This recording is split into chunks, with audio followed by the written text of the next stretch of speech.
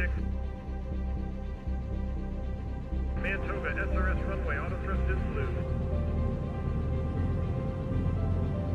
80 knots, thrust set. 5500. 3-1. Rotate.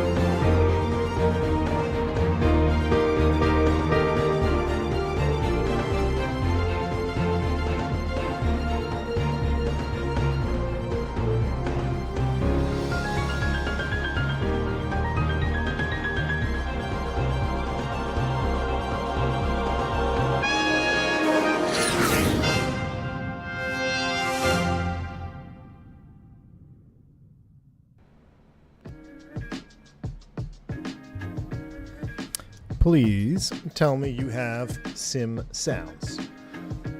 Oh, wow, this has been double playing the whole time. Wow, shout out to the internet. What's going on, everybody? Welcome back. Excuse me.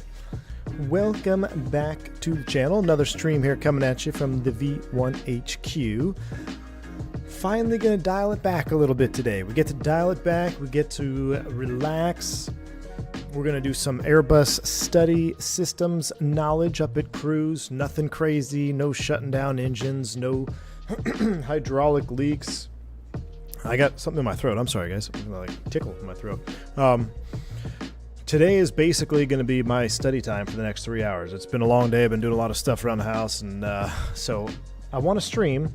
We're going to stream. We're streaming right now, but this is going to be a knowledge-filled stream. So I hope you're ready. I got my study questions ready to go. We're going to go through the preparation as I have the countdown to my recurrent training is very, very soon. I think I've got, let's see, I'm less than a week out now. So it should be a good one. We're here in Charlotte Douglas International Airport with the FS Dream Team Charlotte.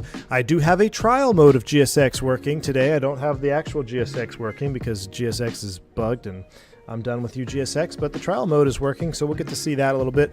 And we're going to take this bird up to the MK Studios LaGuardia. We do have something wrong with our airplane, though. We have a main brake MEL. So we have a one of our wheel brakes is inoperative. This is a real MEL. You can dispatch an airplane with one of these brakes inoperative. There's a handful of things that come into play, such as leaving the gear down after takeoff for up to a minute. Takeoff and landing performance has to be manually calculated and or has to have the proper MEL in the performance data section because your obvious your landing distance is going to be different, obviously, since you are missing a main brake. So there's a couple things we have to look at. I will show you guys that here in a minute. But let's get this going. Sharp, good to see you, man. Ralph R is here. Tyson in the house. Good to see you, man. Blue Bear's here. Rail Cowgirl, what's up? Good to see you, Rail Cowgirl. Hope you are well. We got the Ruski GPS jamming. Yeah, we don't... hopefully no GPS jamming today. Diabetic Lad is also in the house. Scott's here. Tiger Dude. Zach Lewine. McAllen in the house. What's up? I wish it was a 727, man. I wish. We're getting close, though. They said 727 was what? Approximately end of the month. So I'm hoping. Hopefully you guys are tired of seeing Airbus. I think the YouTube algorithm says you're tired of seeing Airbus. But we got to fly it. We got to stay sharp. We got to get sharp. We got to get sharper, so we can go ahead and crush this recurrent training here coming up next week. BombTech in the house. What's up? Good to see you, man. Which company bought out U.S. Airways? America West. So America West bought U.S. Air, and then, America West bought U.S. Airways, and then U.S. Airways bought American. So technically, little bitty America West bought everybody, and they just stuck with the American branding. Obviously the name and everything with it. But yeah, America West was technically the one that bought everybody else. So, all right. Reverse merger in both cases. Yeah. Ready to get my learn on Bomb Tech. Let's go. Zippy Zappa. What's up, man? Good to see you. I still haven't figured out. I got to get my V-Pilot or Iveo Premium set up again. I haven't had enough time. I've been doing all kinds of things outside today. It hasn't been 120 degrees, so it was nice to actually get some things done outside. But here we go. PC is running super juicy smooth. I can't wait to see what LaGuardia looks like when we head up there with the fully maxed out. Who's talking? What? My phone is playing my stream. That's weird. All right, here we go. Let's fire up the airplane. Battery 1, battery 2 coming online. Oh, yeah, listen to that. ISIS. It's not the ISIS, it's the attitude indicator. Standby attitude indicator. Airplane's going to power up here. So done with the heat, ready for the high 50s. Man, Tyson, I can't wait for fall, dude. I cannot wait. This week has been fabulous, though, in Texas. I mean, the high has been like 92, 93. So it's been a very, very mild. Last night, fishing a tournament. Came in second, which was pretty good. Just 78 degrees by, late at night. I mean, to get below the 80 mark in July is unheard of. Unheard of right now. So this is like record cool temps for Texas, and I've been loving every bit of it. It's supposed to get back up to like 105 on Tuesday or Monday, though, so it has been short-lived. Chuck Blake dropping a $50 super chat. Chuck Blake, my man, thank you so much for a massive $50 donation to the channel. Very kind of you, sir. Obviously, for the bourbon fun, hate that Georgia did not work out for you. For those of us that cannot keep up, why the move back to Texas, if you don't mind me asking, unless it affects your personal life. Either way, looking forward to future streams. Chuck Blake, thanks again, man, for a massive $50 super chat. Georgia, the only thing... Georgia just didn't work out because in the long run, the wife and I, after some soul searching, decided that Texas is where we wanted to raise our kids. That's really the bottom line. We had a great house. We had great property. I had a great schedule. I didn't do a single overnight for an entire year. I was just bidding turns, out and backs. My seniority was very good. There was a piece missing, Chuck Blake, and there's really no other way to explain it other than that. It just felt like we were missing something. So we came back to Texas together, actually, and visited and just wanted to make sure we were on the same page. And, yeah, it just something about it. So it drew us back, and we're back in the house that we built a couple of years ago, which is nice, too. So not that our other house in Georgia wasn't nice. I mean, if anything, I'd rather have that house. But just didn't work out, man. Just didn't work out. But I, again, appreciate the support. All right, here we go. Crew supply auction coming on. Ground control, CVR test. And let's go ahead and get our ADIRs 1, 2, and 3 into the aligned position. We'll go STS over there. TTO 8. We'll go strobe, auto, nav on, no smoking, arm the emergency exit lights.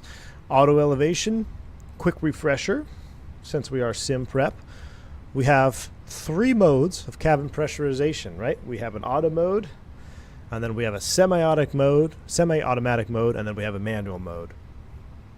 So the semi-automatic mode, so everything is in auto mode right now. But if I were to, let's say, maybe do a charter flight to an airport that is not in the airport database, I can manually set the field elevation, and then everything else will run automatically. So that'd be the semi-automatic mode.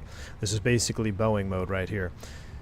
If your cabin pressurization CPCS fails, then you can revert to full manual mode, which then you would select the mode select push button here, turn manual on, and now you have sole control of the outflow valve, and you are controlling the pressurization of the aircraft. And there's a schedule that you can follow in the QRH and or ECAM when you can move the vertical speed up and down. So that's just a quick refresher there on that panel. 27.6, that looks good. Battery test will fail. We know that. Let's do fire engine 1. Thomas, right, you got a new PC today? Oh, buddy. I did update the specs command if Nightbot ever does join the channel, so you'll be able to see the new specs. I don't know if Nightbot is here yet. He's a little late to the party. Let's do a magic barrel ref check. Boom, 3012. Let's go ahead and get these puppies on. We'll come over here and get this guy set up. Do I use lossless scaling? No. I don't use any lossless scaling or, well, I use native frame gen now. 4080, I use a frame generation. But I don't use the frame gen mod anymore, which was fantastic. The frame gen mod was absolutely game changing. Now, this PC is still giving me issues. Every time I boot up, I have to unplug and replug my DisplayPort monitor so I can get my main monitor to show up. I have to unplug and replug my microphone because apparently it doesn't have enough juice or whatever to run the microphone, but that doesn't make sense because once I unplug it and replug it, it works fine. I lost two USB ports on the top of the computer.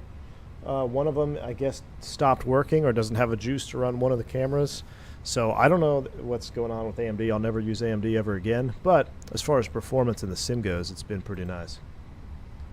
Nightbot got crowd-striked. Here we go. Let's get a weather request from Charlotte. We'll do METAR. We'll turn you on to yes. We'll send you away. We'll hit the status and recall page here. AP12, that's normal because everything is in the alignment phase. We'll get rid of you. Everything else looks good there. All right. So let's head over to ground cervices, mass and balance. Let's see what the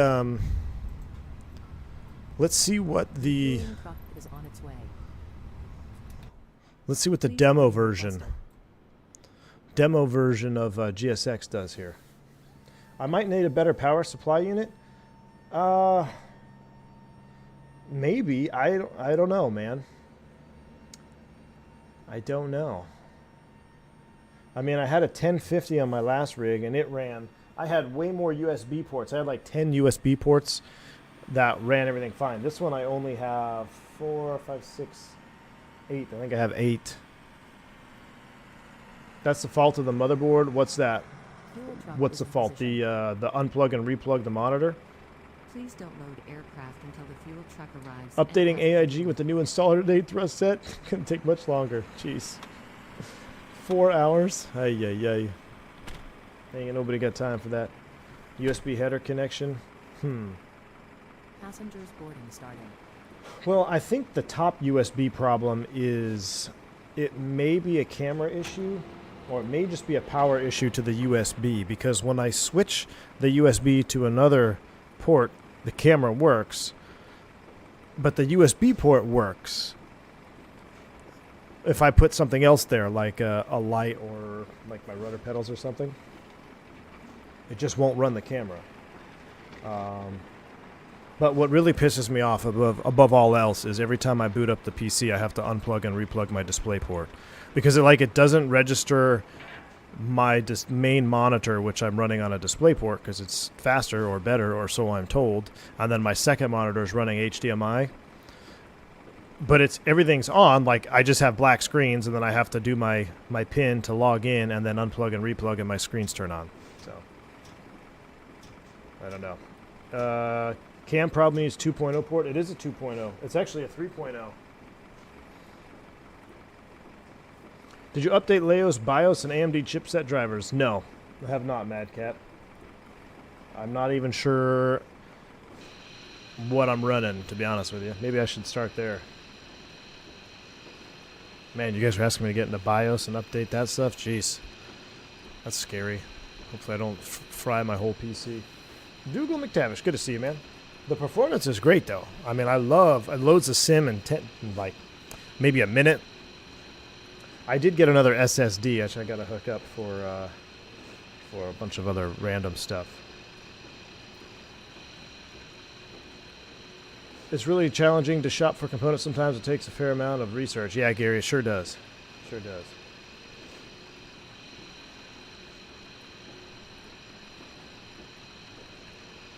I don't think I ever updated my BIOS on the on my last PC, man. I think I did it once when I built it, and that was it. All right, here we go. Cactus 357. We're going to do cost index of we'll do 75. Cruise flight level today. I put 350 there. Do I set? What do we got? We should be. Oh, that's 3,500. That ain't gonna cut it. 350. That looks good. 30. Man, it's warm in Charlotte today. Boom.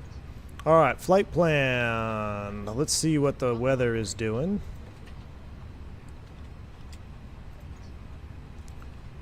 That's a load sheet and weather data. 3011. Winds are variable at 3. Hold on. Okay, they're not sitting in seats. Good.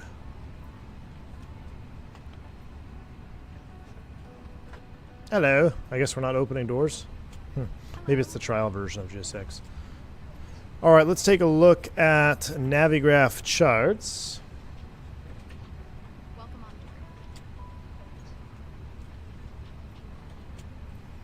Let's go Charlotte and ground charts. 10-9. May I see our boarding pass? No. 18 left is what we're going to do because that's just short taxi out. So departure 18 left. Wait a second. That doesn't seem right, is it? Yeah, 18 left. 18 left. 18 left, and the SID is... We are max weight on landing too, which will be fun. Bar me 5. Should be odd depending on the route.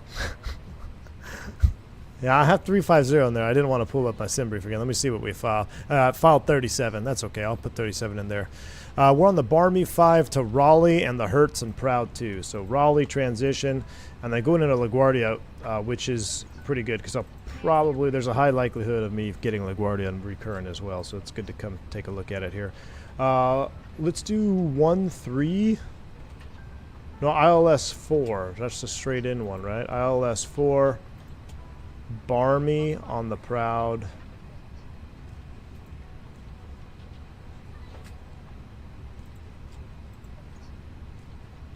Hertz on the Proud. Hertz on the Proud. We'll insert that. Let's take a look at that flight plan here. We'll go to plan mode. And then we got to look at our MEL because it's pretty extensive. So, Barmy out there on the SID. That looks good. Scroll it through here. Hertz all the way down the arrival for the ILS 4 straight in. Now, there is a note on the ILS 4 now on the NOTAMs, which, if you guys remember, Southwest almost hit the tower. So there's it forever. It's been hand flown only on the ILS 4. Well, now it says you can couple up the approach. I don't know if they finally changed something, if that incident made them change something, but now you do not have to go hand flown. You can couple up, which is very interesting. Very, very interesting. All right, our main flight plan's in the box. We'll go secondary init. We'll throw a quick return in here. Charlotte to Charlotte. If we have to come back, we'll just come right back to 18 left. Make left traffic. Secondary perf. 30 degrees outside. Calm winds. Oops. We'll do 040. And it was 3012 on the meter. Hello. And we'll put 200 on the radio. Hello. All right, secondary's done. RadNav, nothing to hard tune on this departure. We'll put Charlotte in the airport reference page. Perf data, we'll go to init B. And Hello. We have our fuel on board of 15.1. That checks. Let's get our fuel tank pumps on. Seatbelt sign is coming on. We will have an APU today, which is nice. We didn't have one yesterday. Double check the fuel is balanced. Yes, it is. Fuel on the ECAM 15.1. That's going right there. Taking a look at our perf weight and balance. If I go back to here, we will send this to McDo once it is done, right? We'll send this to the McDo once it's done, then we'll do our perf takeoff. Looking at the SID, departures, Barmy 5, RNAV. It's going to be a vector. We'll vector ourselves out to Meshi. Sounds good. We got some speed restrictions here. Advise 10,000, no problem. 250, we can do that. Maintain 280 above. No airports, not a problem. Okay, so we've got all that. Not a problem for us. We'll keep our taxi chart on there. We'll zoom it in. We'll put you on full screen. Oh, didn't want to do that. Dang it. Hello. I want to hide you. I can't hide you?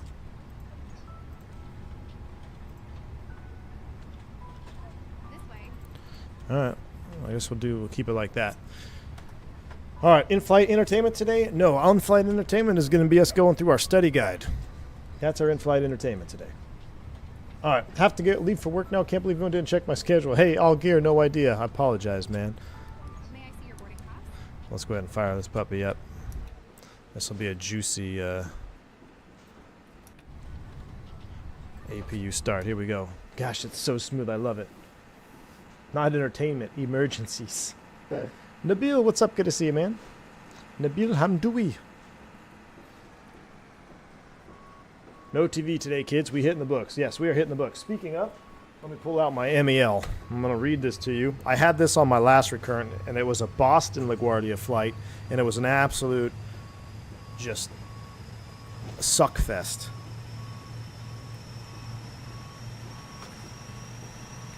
Oh, yeah, let that ATU spool up. Gosh, I love the Phoenix. Come on, Phoenix. Phoenix number 1. Bonilla, Mr. Bonilla, welcome on board. A little cloudy today, too. Chuck Hill's in the house. What's up, man? Good to see you.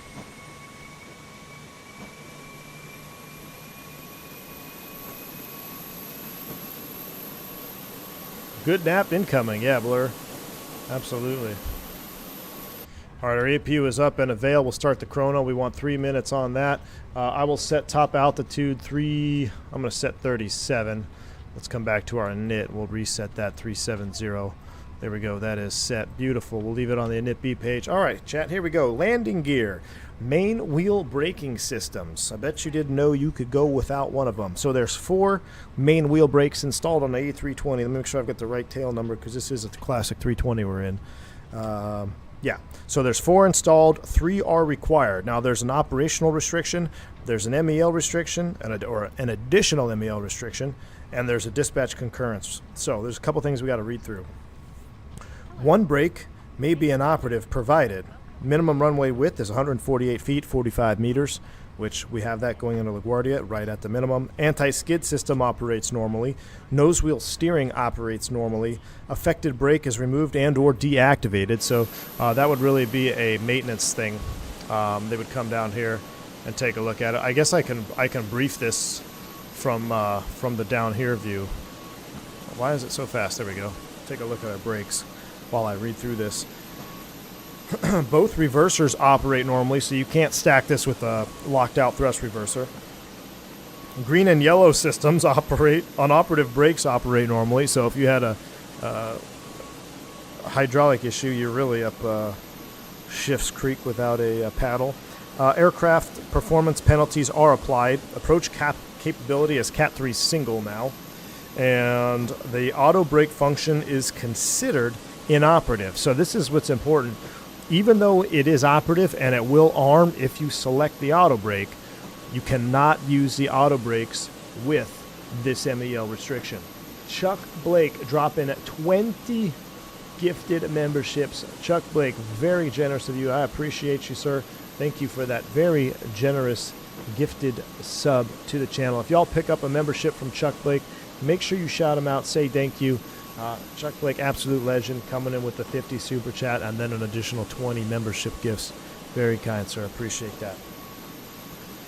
Okay, so the placard, we would need a placard adjacent to the ECAM display. I'm still waiting for someone to make a mod where I can click somewhere in the cockpit and add a sticker. It says in-op.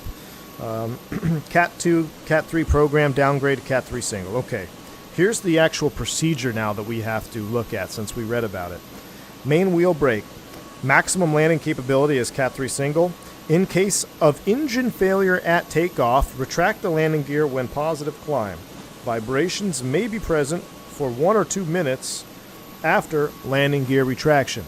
That's just because that brake is not gonna be able to slow down in the well, so you're gonna feel it shaking in there.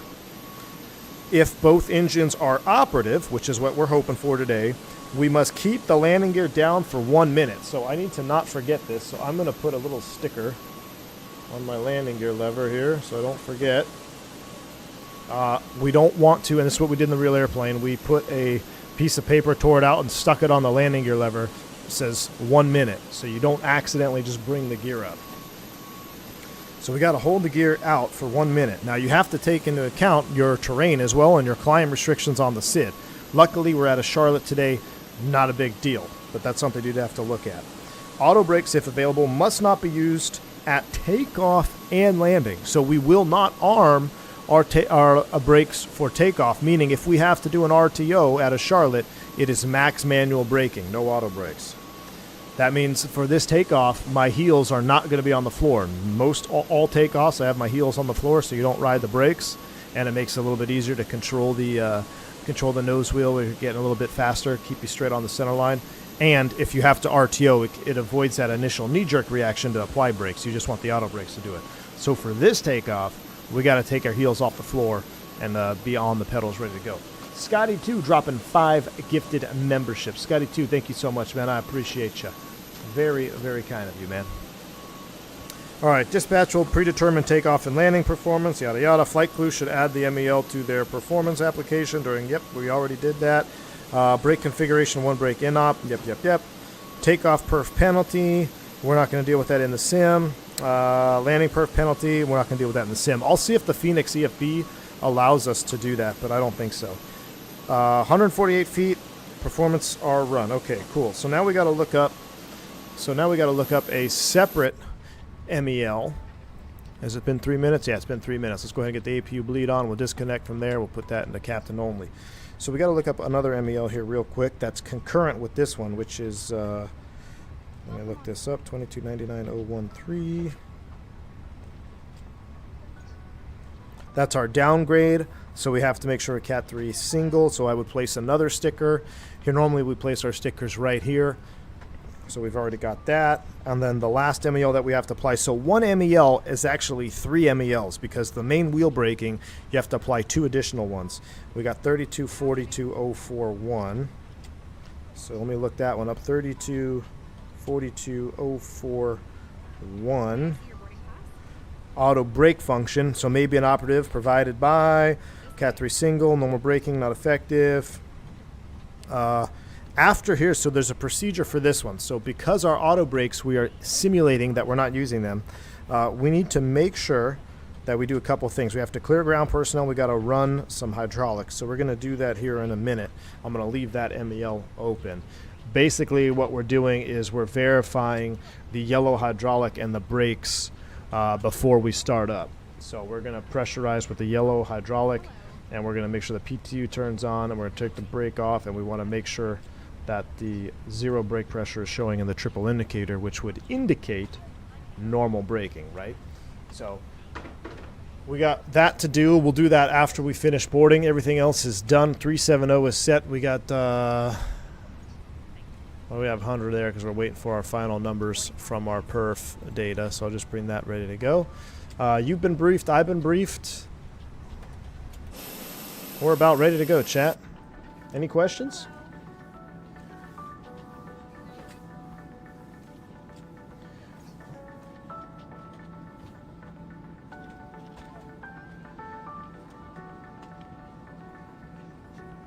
You have the same issue with the RTX 30 running DisplayPort HDMI combination? I'm thinking I thought I read somewhere where they said to put my HDMI connector on the motherboard instead of the graphics card.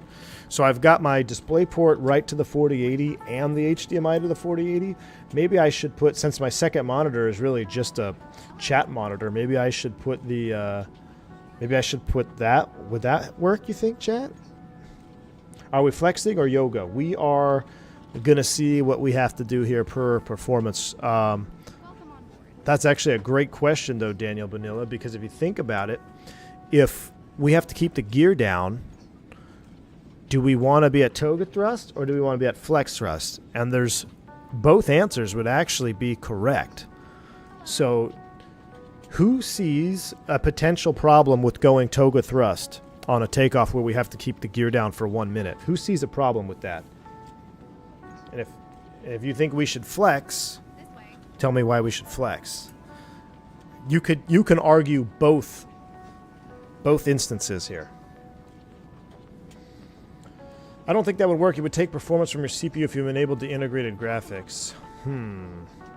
Maybe I should just keep it down the R48 and just keep unplugging and replugging.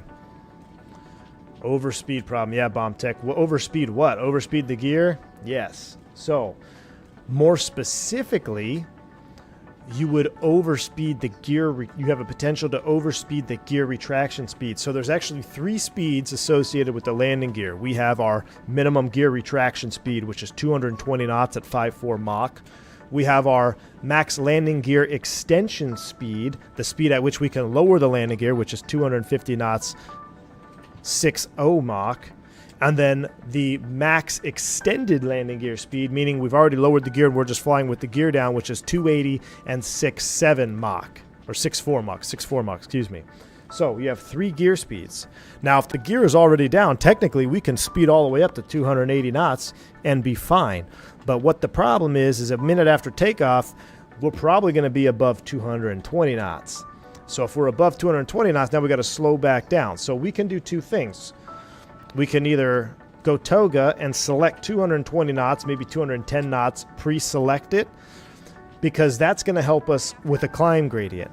Now, on this particular takeoff, we don't have a steep climb gradient. We don't have any terrain.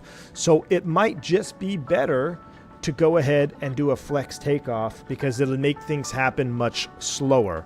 Granted, our climb performance is going to be much worse, but on this specific takeoff, it's not going to be an issue. So we will flex if we need to, or if we get flex numbers. But what we are going to do, Chad, is we're going to pre-select. I'm glad we did this because I just thought of this while I was verbal processing with you. We're going to pre-select 210 knots. The reason I'm doing this is because, like I said, gear retraction. No matter what, when we go to manage speed, it won't go to manage speed. It'll just stay at pre-selected 210, so it won't be accelerating to 250, and we'll miss the gear retraction speed.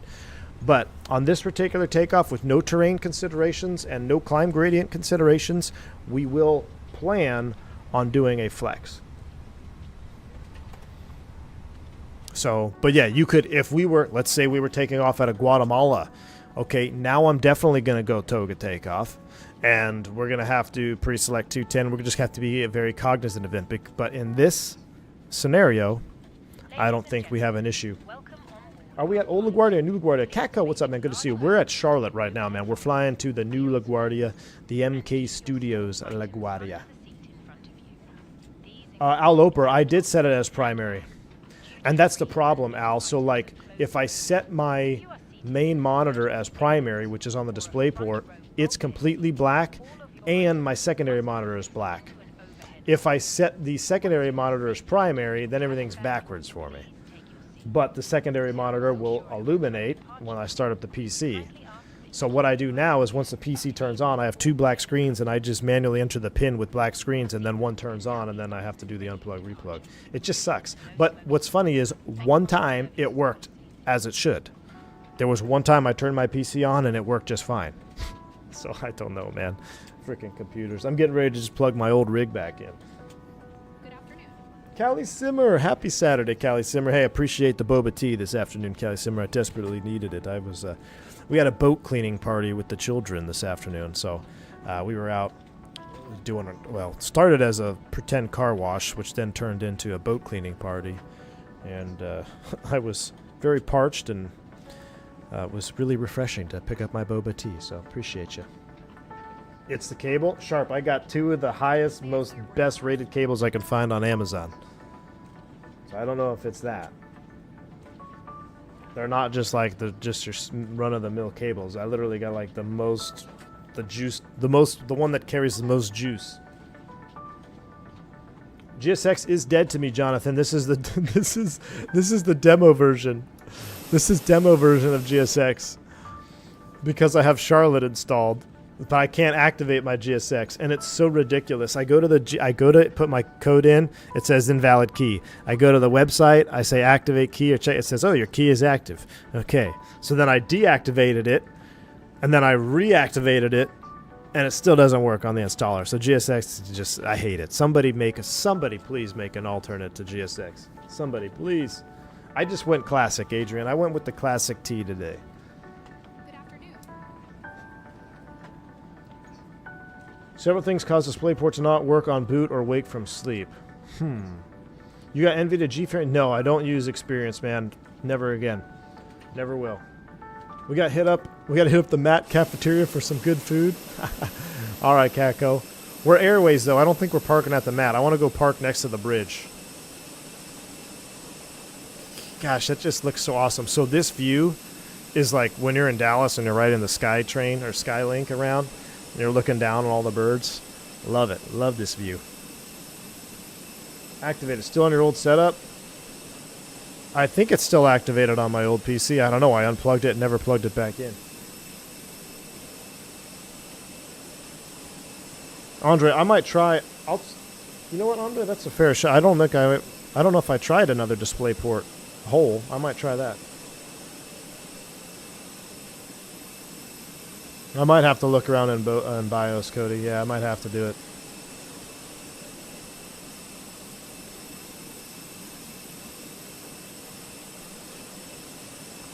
Isn't there a difference between DisplayPort and HDMI? Yeah, so it's a separate port. And I run DisplayPort for my main monitor, which is 2K, and I run HDMI for my regular 1920 1080p monitor that just runs chat, OBS, and all that stuff. I use hundreds to wipe. A-Rot, what's up, man? A-Rot, did you see the DOJ thing recently? That's interesting. Some add-ons are tied to hardware like motherboard, CPU. In that case, you need to contact support directly to get your new key activated. Well, that ain't gonna happen, Airbus Geek. Unbelievable. I'll wait till 2024 comes out. Maybe we'll have a default GSX system in 2024. I'm going to buy the Fenix 320. I have a question. What are the difference of fly-by-wire worth buying the Fenix? Okay, first off, it's worth buying the Fenix. As far as fly-by-wire differences, there's really not much of a difference. A 320 Neo, 320 Classic, very, very similar. You're probably not even going to tell the difference. There are differences in real life, such as E-rudder on some models, such as the additional, the change in the rotation, or some of the old classic rotation laws, but you won't notice a difference. The Fenix is 100% worth its money. It's the #1 add-on in Microsoft Flight Simulator. Period, hands down. Ladies and gentlemen, welcome. Yeah, A-Rot, they came out and said they're not gonna challenge, but they said they have concerns or something, or they have an interest in. I don't know. I didn't read the full article, but yeah, that's what led to the stock drop. Handbags, duty-free and loose items of clothing. Why is after I connect a external pair of smoke detector fault for 30 seconds? It's probably the gosh, why am I drawing a blank? The warning system powering up. It's not the proper term, but that's normal when you first boot up. That's normal, Pixelated Wolf. And that's modeled that way. They can shove the concerns. I want my damn job. Hey, Rod, I hear you, brother. I hear you, man. Cap, I just did my first IOE with PSA. Nice. CRJ, so much fun. Doing my second trip tomorrow. Sahal Molan, that's very cool, man. Thanks for sharing that. I feel like I've seen your name in the chat before, like before you even got to your OE. So it's cool to see that you're at OE now. Very awesome, man. Very awesome. How was your first? You probably never forget that first pushback, right? Or taxi out. I don't know if you pushed back on your CRJ, depending on where you were, I guess. But I'll never forget. I did my recreation of my first regional jet flight. It was Embraer 170, and I can tell you right now, I know exactly how I felt. I can describe in detail everything that I saw on my very first pushback from the terminal in an airliner. It's an awesome feeling, man. Enjoy the rest of your OE, dude. What's the standard engine start? 1, then 2. Yeah, 1, then 2, Delta fan. Don't let anybody tell you different. It's 1, then 2. Unless you're flying on like some of the oldest birds that have the different hydraulic layout, then you could argue 2, then 1. But just start 1, then 2, brother. Do you prefer IAE over CFM? Yes, I do. Bigger, louder, burns more gas, more powerful. It's basically American. Are you geared up for the 350? Oh, yeah, dude. Oh, Whitson Williams, that little preview from Indie Builds on the 350. Whew. I think y'all, and I saw XP72 did a chat poll on one of his last streams. He said, what will break the internet more? So the PMDG 777 obviously was pretty wild, or the A350. I said that the 777 was going to be more insane than the 73, which I think it was. I just didn't have to deal with it. Thankfully, they reached out and gave me an early access version. But I remember on the 737 night, it was just mayhem. Everyone waiting for their keys and all that. But I think the 777 also had some rough initial launch issues, like as far as getting keys and stuff. But I think the 350 might even be more. I think the 350 might even be more. Like, can you imagine? And because we all know Indie Builds knows how to make an aircraft. You look at their A300, look at their A310. I haven't flown their Indie Builds 320. Are we still boarding? How do I know how much boarding we have left? Oh, 169 and 180. Okay, cool. I should check out their 320. I just haven't had time. I want to check it out. But we know they can model. We know they can texture. We know they can make sounds. And now we're getting an Airbus counterpart to the 777 long hauler. Oh, man, it's going to be wild. We're going to fly that airplane a ton. Can't wait. Hello. I bet PMDG 74. Oh, yes. Now, I think the 74, in my opinion, that would be... You might as well just sit. You just might as well wait 3 days after release before you try to download the thing. Gosh, I hope PMDG can send one my way before it releases. That 7.4. Hello.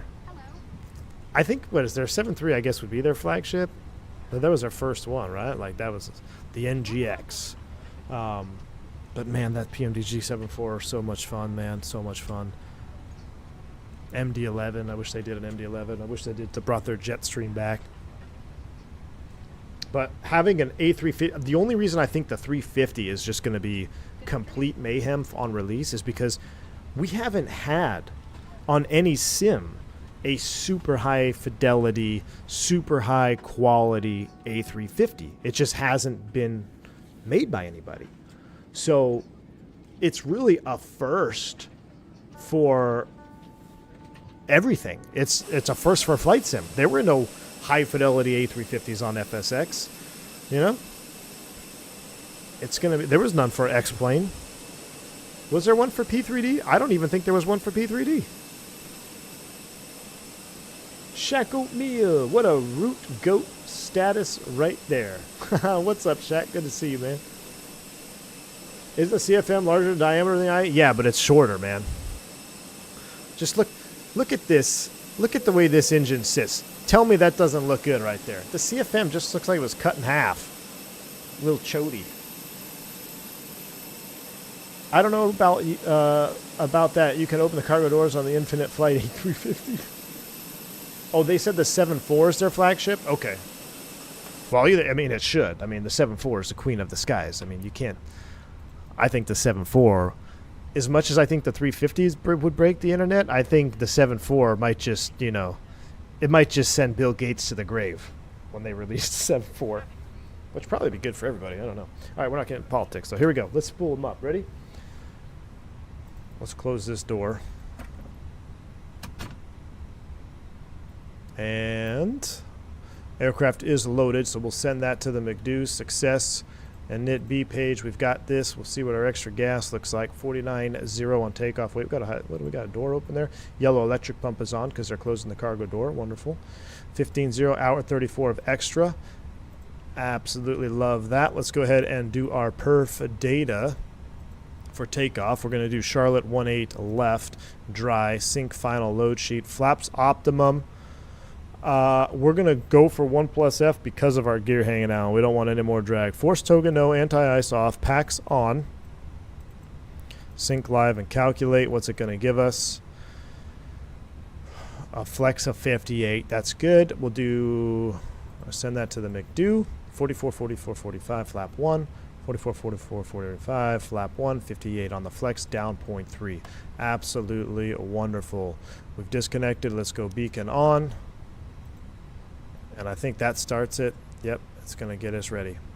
Let's bring out our cams. Our cams jacked up. Hopefully not. It looks a little jacked up. Is our camera jacked up? I don't think so. Hello, Captain. We are ready for pushback. It looks like that one's at an angle. Hold on. No, I guess it's good enough.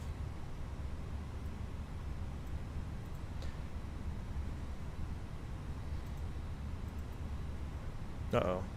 Did I interrupt pushback? Departure checks completed. Bypass pin inserted. Can't wait for the 350. I know Airbus Geek. 350 is going to be wild. I can't wait for the 727 though. Let's stay focused on what's happening sooner than later, hopefully. I'm in that FSS Discord. I've seen them post some screenshots, and that 7.2 is looking good. I hope y'all are ready to not fly Airbus for about a month, because that 727 is going to be the juice. Bomb tech juice. Got the chicken on the smoker. Ooh, did you start engine 1 first and the plane explode? That did happen, Bo. It did happen. We started engine 1, or we started engine 2 first one time, and everything just exploded. What about the 7.0 Mitchell Taylor? That's for X-Plane though, right? I mean, look how smooth and buttery this is. Gosh, I love it. Great. Oh yeah, diabetic lad. We're gonna get plenty of them. I don't know what this means. Facing south on taxi apron. Sure, let's do that. Release parking brakes. All right, before start, windows, doors, and slides. They are closing armed. They are not closing armed. I don't know why they're not. Beacon is on. Thrust levers idle. Parking brake is on. Before start, checklist complete. Release parking brakes, please. Commencing push. Commencing All engines push. clear. Chick Start sounds at like she will. hates her life. It's probably because she's got to work with Shaq Oatmeal down there. All right. Let's go. Let's go to LaGuardia. Look at this. Gosh, the Fenix is so good. So sharp, so clean. I don't know if it's... Oh, hell no. No, no, no, no, no, no. We ain't listening to you, though. Fenix is great, but I ain't got time. I ain't got time for your announcements. Shh.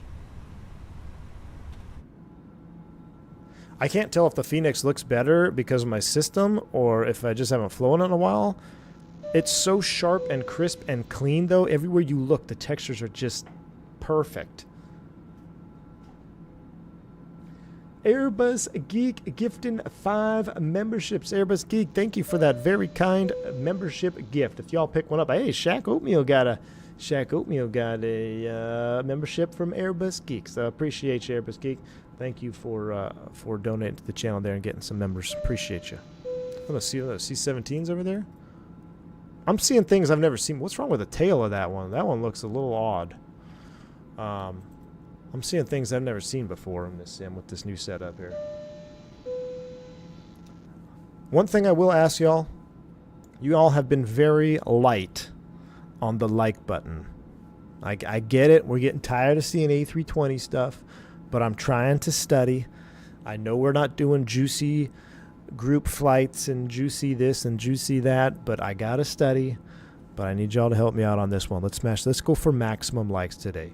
Let's see if we can get, you know, by the end of the stream, 300 likes, which will be a challenge because we don't even have 300 people watching. But we're gonna set a lofty goal because I need y'all's help.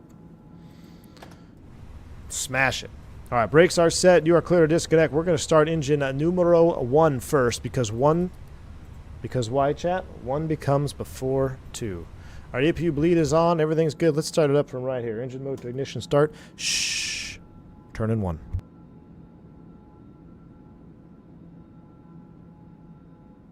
Unlocking gear.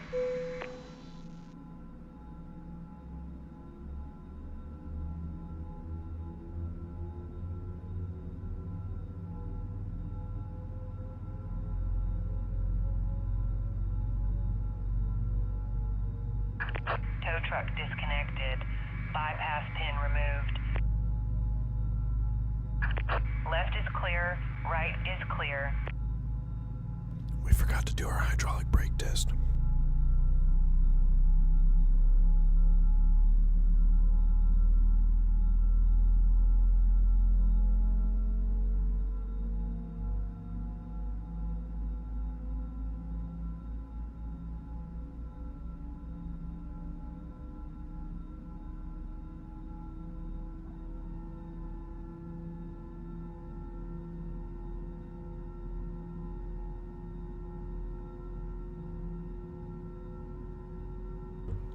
So good. So good. Tyler Smith, thanks for the 100% juice and the 35 months of support, my man. Appreciate you. There she is out front. Tug, tow bar, wave off. Bam, bam. Let's tell you what. Should we start? I might be too loud. I was going to start number 2 from right here. Let's see what it looks like with native frame gen. You know, oh man, my camera is so fast. Hang on. We all know what it looked like with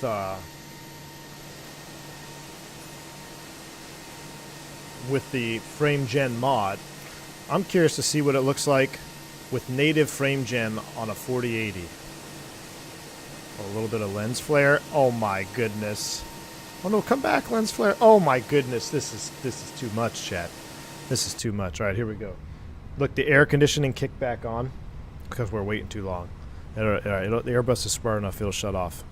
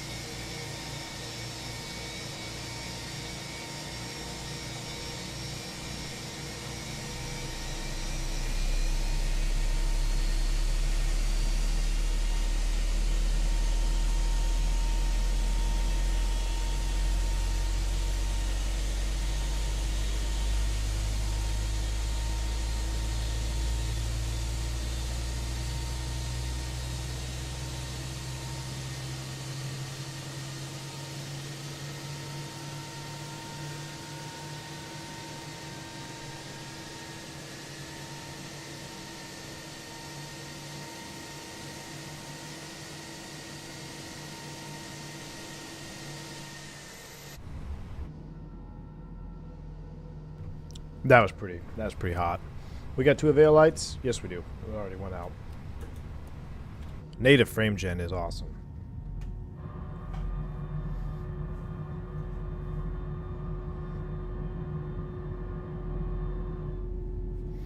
Man, look at those flap textures too. Maybe it is different. Look at the, I mean, this is real life, y'all. This is real life. BombTech, if the 7.4 comes out and Bill Gates, think of millions of lives it will save. Oh my gosh, you're going to get this stream banned. Chuck Blake, thanks for the 40-month support. Love to see where we came from and where we are at today. What do you mean? We're starting in Charlotte. We're going to LaGuardia. All right, 2 good starts. Let's go ahead and do our flight control check. Full up, full down, neutral, full left, Full right. It's still going too far on the ailerons. Neutral, down 0.1. It's a bug report. Got to submit that to Phoenix. APU bleed is coming off. APU master switch is coming off. Taxi lights coming on. Let's go to 18 left. What are your settings to avoid frame gen glass screen blur? I don't know, Sharp. What do you mean? Like, I think I'm on TAA.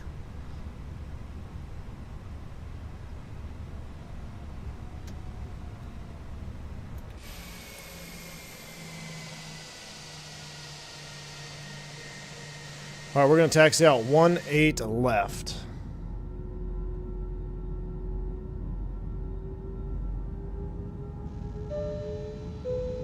Listen to that.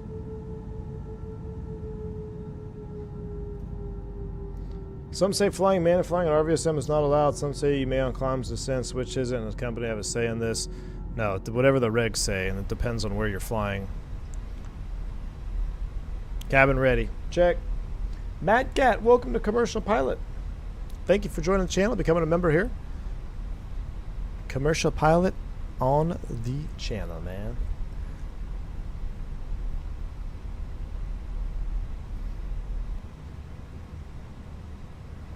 Yeah, as far as I'm aware, you can't hand fly an RVSM though. Barbarian. At least in the US. Or we're gonna taxi onto the runway. This is a taxiway in Charlotte real life.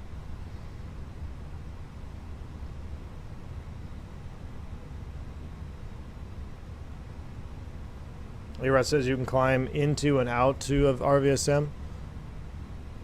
Well, what sense does that make? If you can't hand fly and cruise, why would you climb into RVSM? Unless you're climbing through it? Because when does it end? Like 40? I guess you could climb through it.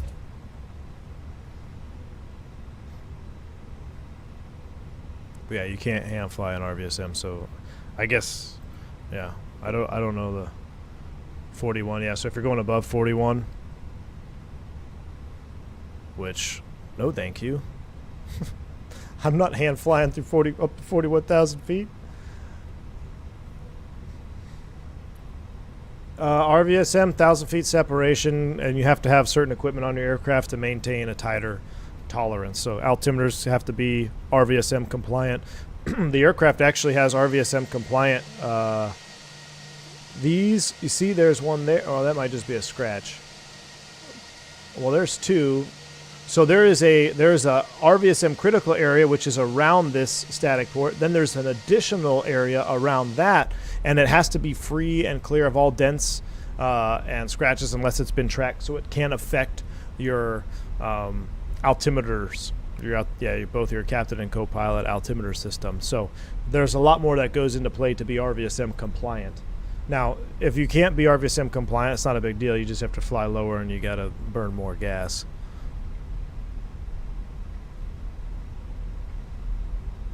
$39.8, Kyle. $39.8. So 390 as high as you going. So on cruise flight or all times? No, Barbarian. So you couldn't cruise. So like, let's say you were going up to 42,000 feet or 450. Let's just say you're taking a Lear up to 450 and you don't have an autopilot. Well, that doesn't make sense. Let's say you're not RVSM compliant, but you're going to climb up to 450. Uh-oh, are my brakes not working? Oh, well, we're just like really fast there, I guess. You would have to hand fly through the RVSM critical area. All right, let's get out of here.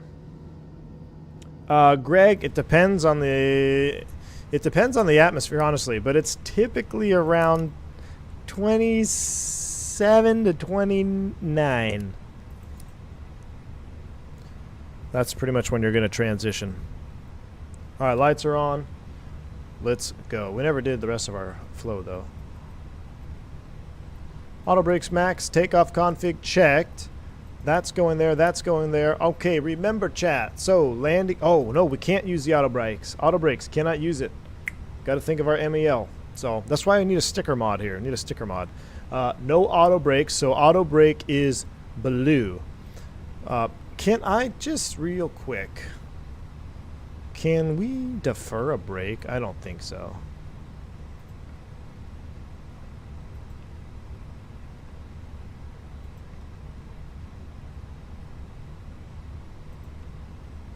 Wheel brake fault. Tire pressure. Gear failure locked up. Ooh, that would suck. No. So we can't fail an actual brake. Yeah, main wheel brake. Unless it's a wheel brake fault. But if you get a wheel brake, that's an auto. Yeah. Brake fault, wheel brake fault. So I think what would happen is if you had wheel brake fault, then maintenance is going to come clear that out, but you're going to be locked out and you're going to comply with the MEL. So that's not necessarily what we're going after.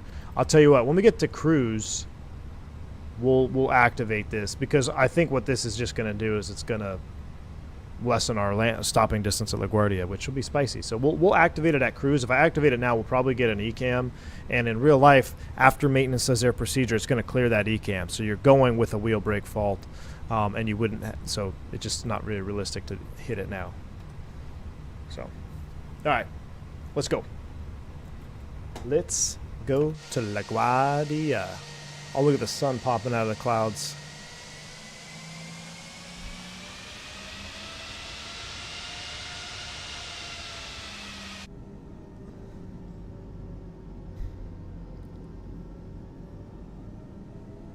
And we will flex on this takeoff. All right, auto brakes are blue. We're flexing to 58. It's only 29 outside, so we're outside of the window. Let's go. Getting my yogas ready.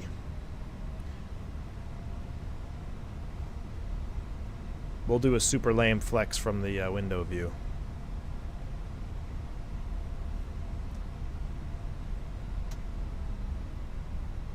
Andre, right? I know XP's like becoming a VR professional, man.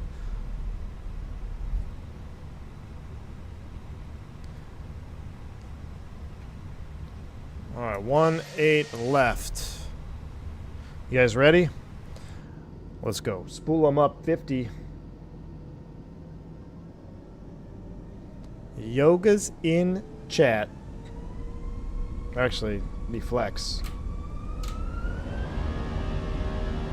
Ooh, still pretty good though. That IE is just mean. Manflex SRS runway auto thrust is blue. Look how much slower the acceleration is. 80 knots, thrust set. Start working out that forward pressure to be neutral by 100. 100 knots, check. Don't touch the gear, don't touch the gear, don't touch the gear.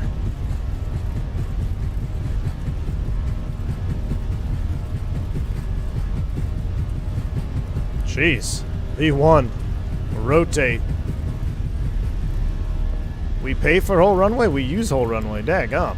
Positive rate. Chrono on. Don't touch the gear. Fly with.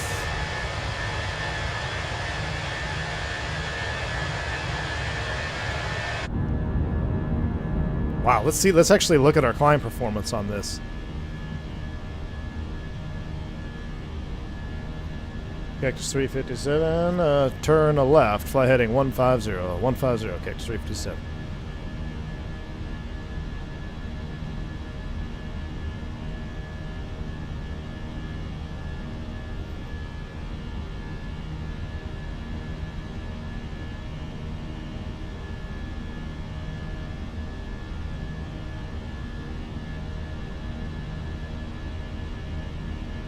Lower that nose here. Let's get a positive trend in airspeed for sure. Thrust climb, open climb. So look, so that's why we pre-selected 210 and flexed. If we didn't flex, we'd probably be getting close to that 220.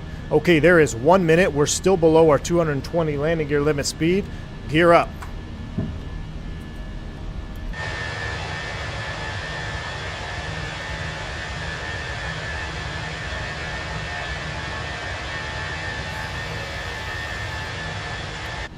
Turk, that's because our flex temp of 58 was our is essentially our climb thrust for today's takeoff, and that'll happen in real life. You have a high flex temp, and especially taking it up to 1,500 feet like that, your flex is essentially your climb thrust. You're doing a climb thrust takeoff. That's why you didn't hear any reduction. Here comes S-speed, flaps 0 after takeoff checklist. We'll go ahead and scroll in 250 knots as well. Good night, I love the Phoenix. Alright, flaps 0 after takeoff checklist. Flaps, gear, packs, everything looks good. After takeoff checklist complete. Cactus 357, turn left, fly heading 110, able, proceed, direct Bernie. Oh, should have been a left turn. Or bar me. Direct bar me, we're doing it now. There we go. Open climb nav. We can go ahead and manage speed. Back to 250 in the turn, looking good.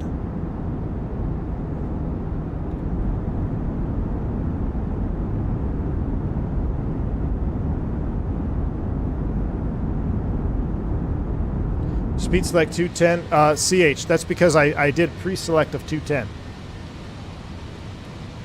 You have to pre-select in your perf climb out page. In your perf climb out, you select 210. You put, it'll say pre-select, and you want to put your speed there. So I've used that for multiple scenarios. We used it for this scenario. We didn't want to be above 210 knots for gear retraction. Another scenario where you would use pre-select is this. Let's say you have a speed limit of 250 knots until advised by ATC.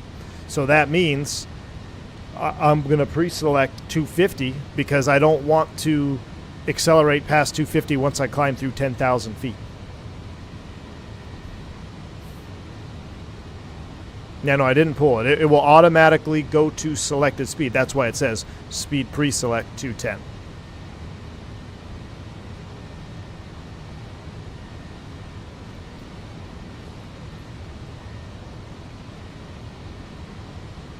Kingsbog, so far, that's what I'm streaming on. So far, it's doing good, man. Right now, my CPU is at 0.6% for OBS.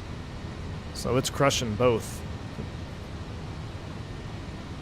Although I have offloaded the streaming or through the NVIDIA card, though. So the processor is not crunching that data. This is so jacked up. It's so sad. My side stick is so jacked up. I gotta get my old profile from, or I'll have to get the old version of CLS to sim. Alright, there's 10,000 feet.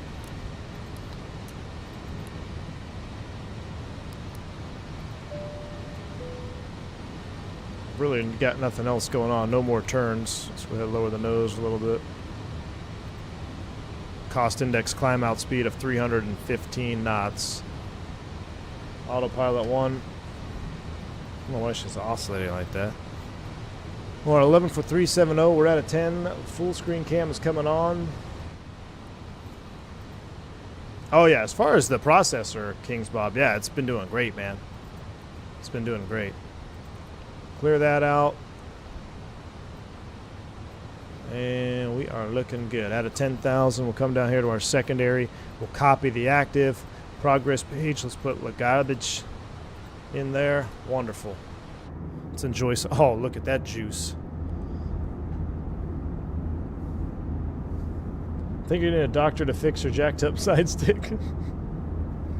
It's doing weird things, man.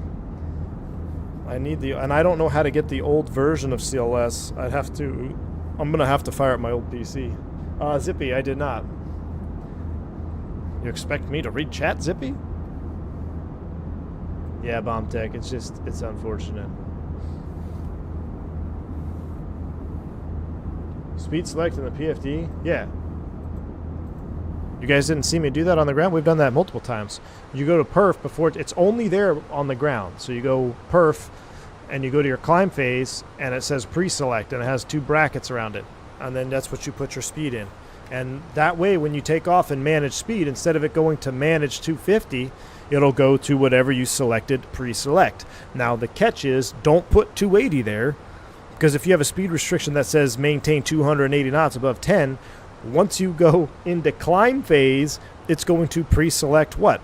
280 knots. So now you're speeding below 10,000 feet. Got to be below 250 or less. So only put 250 or less in the pre-select window.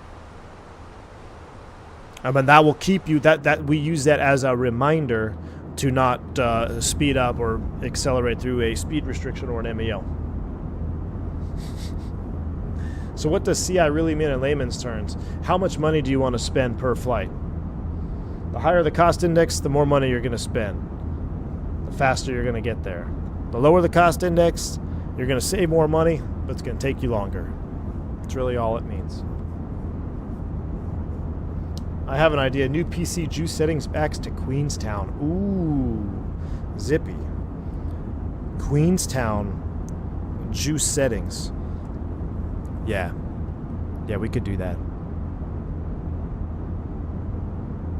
What happens to a pilot does 250 under 10,000 feet? Well, ATC is probably going to be like, what's your speed? They're going to be like, 280. Like, we got a phone number for you, ready to copy. Now, the heavies, it's commonplace for the heavies to request high-speed climb-out because sometimes their clean speeds, their flaps 0 speed is right there at 250 or greater. So for that case, high-speed climb-out approved. You may hear that whether you're listening to Vast Aviation. See, here we go, side stick fault nonsense. Gosh dang it. If you're looking for a force feedback side stick, do not get.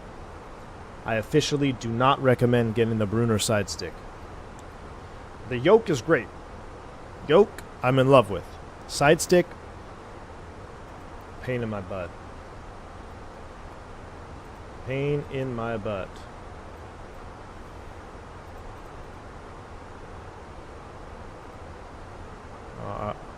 I'm working something here behind the screens.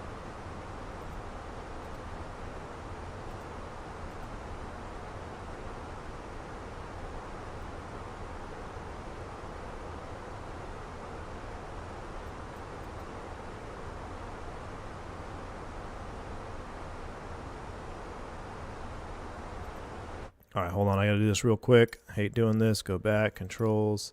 I need to change my binding to the workaround version. Would you recommend the TCA side stick? No, I would not. TCA side stick is nothing but a reskinned T1600M. And Google when the T1600M first came out. There's a lot better tech out there now that you can get.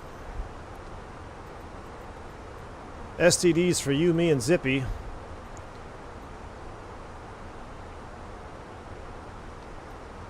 All right, 18.3 out of 370. We're looking good. Once we get to cruise, this is the plan. Once we get to cruise, we got to do, we're going to do we'll fail that brick. I want to see if we get an ECAM, and then we'll work through it. And if not, then we'll continue with our Airbus knowledge validation questions.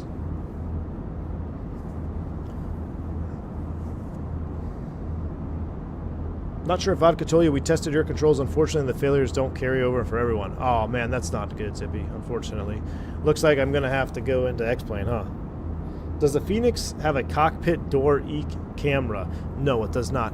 As far as I am aware, cameras in Microsoft can't happen, right? That's why, like, the 777 doesn't have it or anything.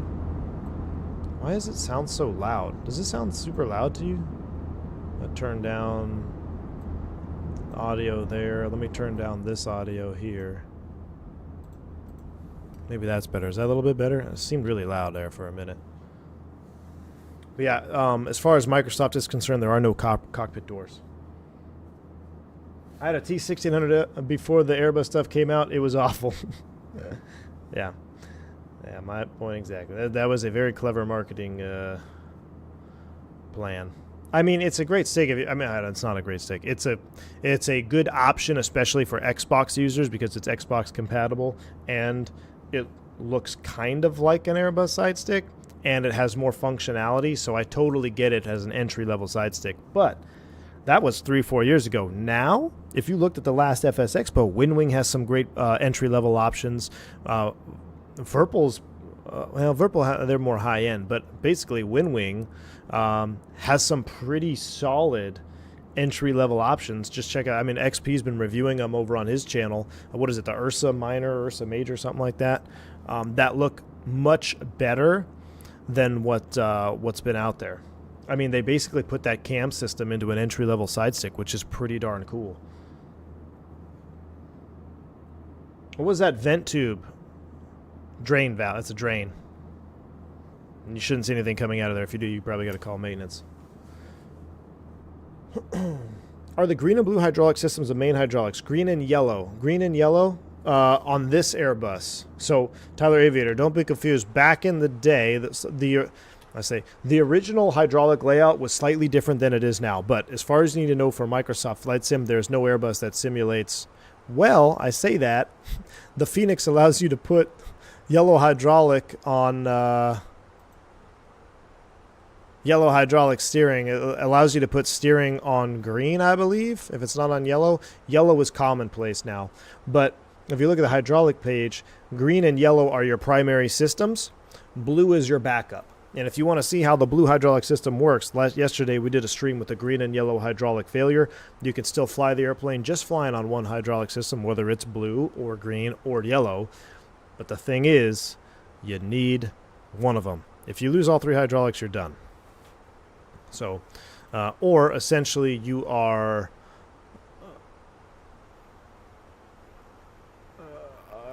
what's this, was it not the Sioux City Air question, was it the Al Haynes, maybe it was Sioux City 232 where they had zero hydraulic and they literally flew with differential thrust and rudder or no rudder, just differential thrust, right? I think. Yeah. So in the sim, in recurrent, we do mechanical backup, which is just asymmetrical thrust. And I think we use rudder as well.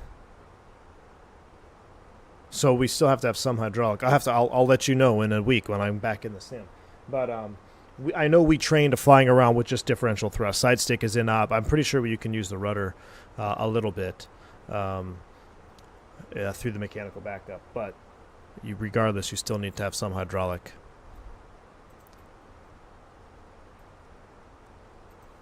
$24 for 37. Looking good. Looking good. United 232. Jeremy, what's up, man? Good to see you. 232, top notch, insane. Yeah.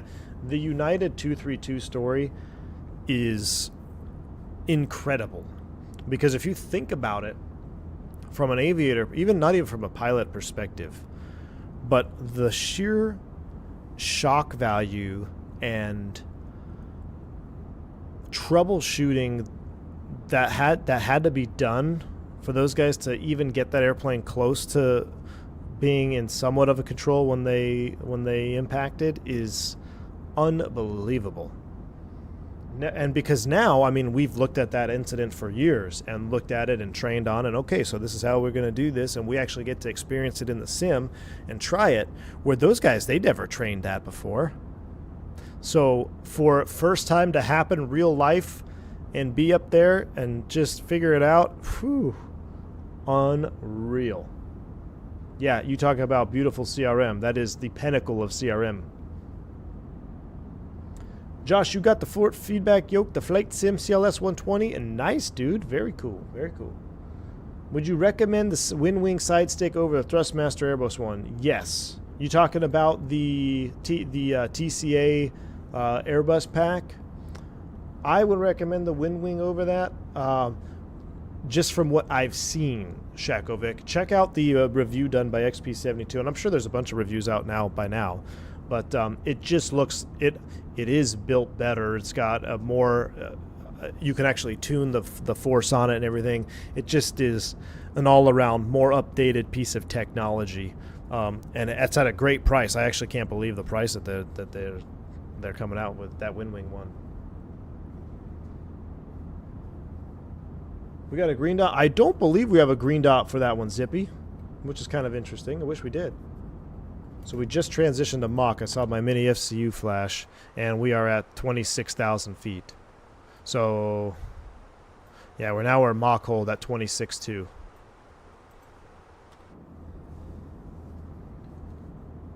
VKB Evo. Okay, so is that the one? Maybe that's the one I was thinking of. The Gladiator Evo is not bad. And VKB was one of the OGs. I still think they were the OGs for that type of gimbal system that they have.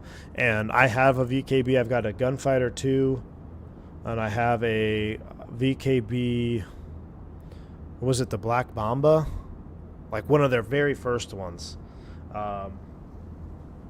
Awesome stuff, but the support was kind of lacking, and they were so far ahead of the time. It was kind of there wasn't a lot of information about how to tweak it and get it all set up. But now, I mean, it's a copycat world pretty much, and everyone, you know, oh, that's a good design. They take ideas and kind of bounce them off each other, and now you have everything that looks pretty much the same, but it's much more refined. Yeah, Greg, oh, my VKB was awesome. I don't use it anymore, but that VKB, I was using that flying DCS and Flaming Cliffs, lock-on Flaming Cliffs. Yeah, VKB, dude, was legit. I mean, I'm sure they still are. I just haven't used mine in years. Is there an occasion where the QNH you're going into is extreme, you're on descent, but you hitting standard, you'll be off profile, so you'll just be going increase? Not really, Scotty, too. What I'll do is if I know there's a massive change, then I will probably do it a little bit sooner, because it can affect the profile a little bit. So let's say, you know, because we're at standard 2.9 or 9 or 2, and let's say you're going down to 2.9 or 1.9 or something insanely low pressure.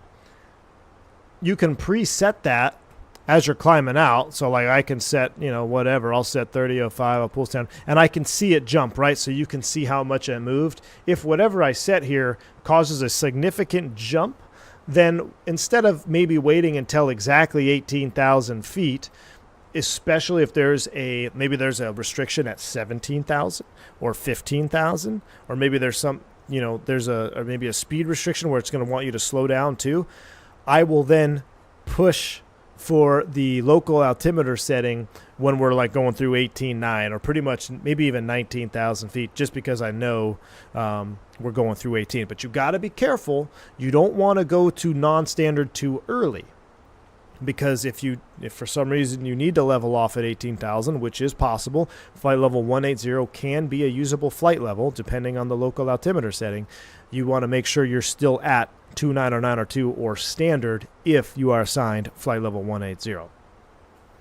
But it doesn't affect it so much to where it's like a conscious thing. It's only in severe instances where I kind of think, oh, maybe we'll just hit it early. And for the most part, the airplane still does. I mean, you're going to be, what, a couple thousand, maybe 1,000, 2,000 feet off.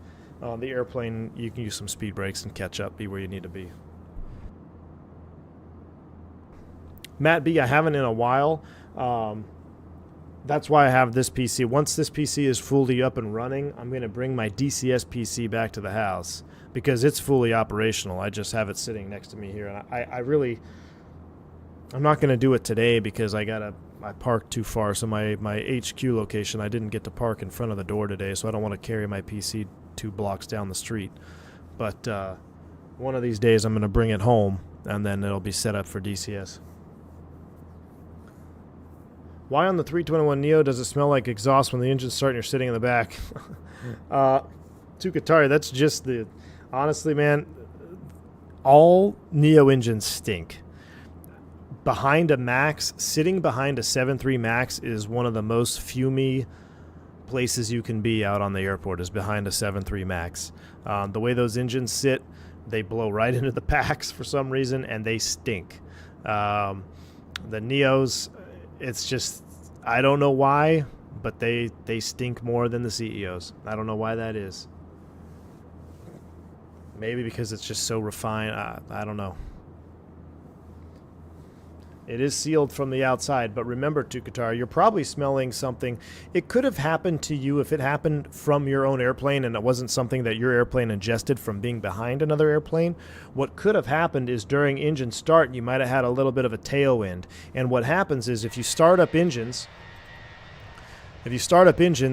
and you have a tailwind, that smoke from that initial startup is going to blow forward. It's going to linger. Where's it going to linger? Right here on your pack intake. And it could get sucked in to the ECS system, and then you can smell it in the cabin. That does happen rather frequently, depending on the wind condition. Now, here's another thing, too. If you're ever sitting waiting for takeoff and you smell burning rubber, don't freak out. what's probably happening is you're parallel to a runway, right? You're waiting for takeoff, and there's a crosswind. And if you're right at the touchdown zone, when those airplanes touch down, that rubber smoke gets blown over, and where does it go? Right into your inlet, and then you suck it in, and now you have burning rubber smell in your cabin. So it's unfortunate, and it's really nothing you can do about it. But that's the least of the things poisoning you inside an airplane cabin. Yeah, 7.5. Yeah, they all planes do it. And really, the biggest contributing factor to the smell of burnt fuel in the cabin is because of the wind outside. That's really the number one reason. Because you won't be getting that smell in the cabin unless somebody is in front of you and their exhaust is blowing into your packs, or you're starting engines and you've got a tailwind, or you're sitting in a really, really strong tailwind. Because guess what? When you taxi to the runway, you're taxiing with a tailwind because you're going to take off with a headwind. So let's say you have a 30-knot headwind, right? A lot of that stuff is going to be trying to be blown forward. Now, granted, your exhaust should be blown. Will overtake that 30-knot wind, but it's not to say that it can't get a little smelly in the cabin, especially if you're starting an engine. How do you answer check ride questions correctly if the answer depends on tail number equipment? You got to know that. Typically, Jeremy, the examiner, when you have multiple stuff like we do, they'll say, hey, in this check ride, we're in this tail number, and this is a classic, or they'll say, hey, on this, so what about for a Neo, or what about for a 319, or what about for a 321? They'll ask you that. You got to know it. You got to know the variances. What is the most of the things poisoning us in the aircraft cabin? It's the packs themselves, the oil seal, that is oil that's leaking out of the seals and being sent into the cabin and being filtered through the HEPA filters, which doesn't stop the neurotoxins from entering your bloodstream. Captain Vikas, thanks for the 449 rupees, my friend. Appreciate you. Did you get the force feedback rudders as well? I'm considering getting the entire Brunner Airbus bundle to practice my command upgrade in real life. Vikas, thanks so much for the support, man. I did not get the force feedback rudder pedals. I don't really see a need for them unless you're doing GA stuff, if I'm being completely honest with you. At least for me. My MFG crosswinds, I can crank them down to make them feel very similar to the real Airbus. Now, as far as going for the side stick package, I might consider hanging off until something else comes off, like Moza or something else. My side stick from Brunner has been giving me some issues with the latest version of CLS to Sim. So for the price you pay for that force feedback base, man, I wish there was more support around it. But thanks for your support, man. You love that smell. You love the smell of Jet A. You don't love the smell of because it smells like dirty socks. The oil. If you ever smell dirty socks or like a putrid, how else to explain it? It's not really a burning smell. Burning smells can happen for a variety of reasons. But if you ever smell dirty socks or something musty, or like a putrid musty where you can almost smell like synthetic, because now, so what they've done is like, oh, well, this oil smells really bad when it leaks into the cabin. Everybody knows about it. Let's change it to turbine coil oil, and they change the type of oil so it smells less bad, but it still does the same thing and still leaks into the cabin. That's more of a musty smell, but you'll know when you smell it because it's almost like comparing musty, dirty socks and something that's very like an electrical toxicity. Combine those things together, that's pretty much what it smells like. New fear unlocked. Well, you asked for it. Matt B, thanks for the 10 gifted memberships, man. Matt B, I appreciate you for the 10 gifted memberships here on the channel. I'm very kind of you, very gracious of you. Thank you for that gifted membership, man, or the 10 gifted memberships. Need more green, he says. Hey, we're turning green. I appreciate that. You guys are absolutely awesome. Jet A smells amazing. Raw Jet A smells gross. Agreed, Tower Ray. What's up, man? Yeah. Actually, Tower Ray. I don't know. I'm going to Milwaukee tomorrow. I haven't been to Milwaukee in a long time.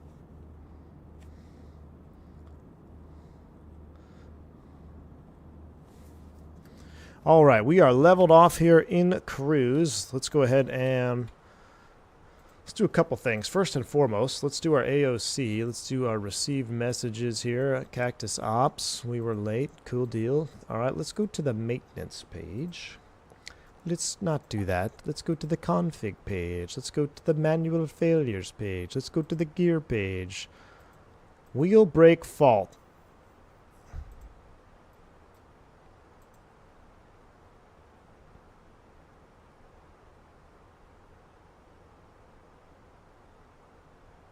Okay, so our wheel brake is faulted.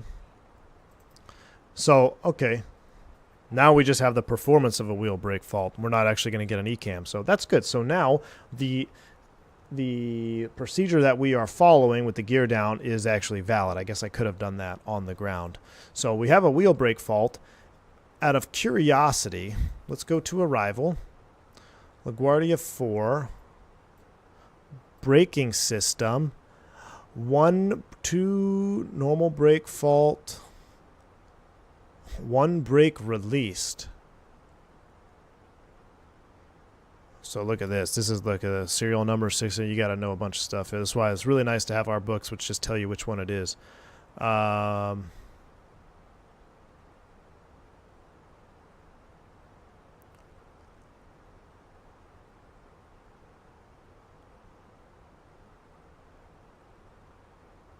Let me look. Hold on. Let me see if I can find out this one here.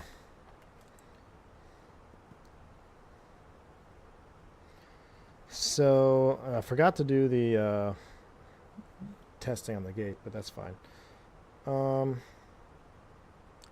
Main wheel brake.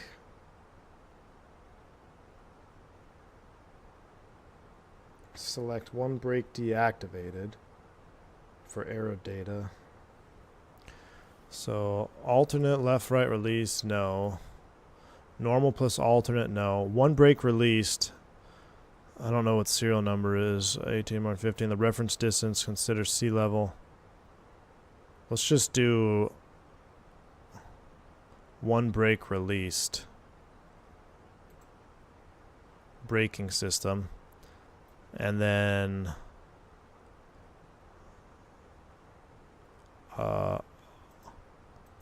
max manual. We'll leave it on low / auto brake even though we can't use it. But that way we'll have our MEL there. Let's see. We are 7.6. So we got to burn 2,000 pounds. Our current gross weight is 144.4. Let's say we're 142.4. That's below max landing weight. Geez, let's say we're... What's our max landing weight in this light variant? Uh-oh. What happened?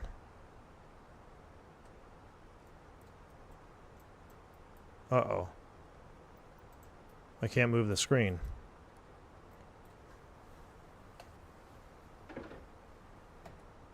My views are locked. Oh no.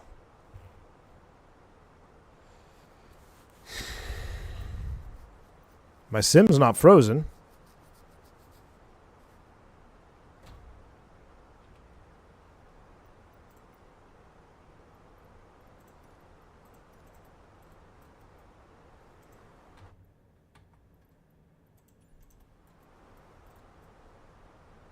The keypad is open. Keyboard is opened.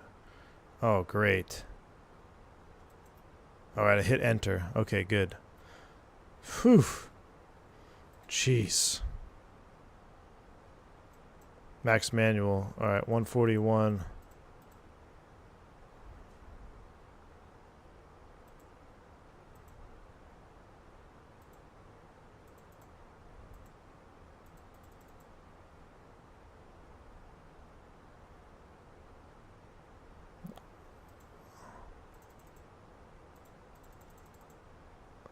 Huh. I guess I can't do a landing distance procedure? That's like bugged out.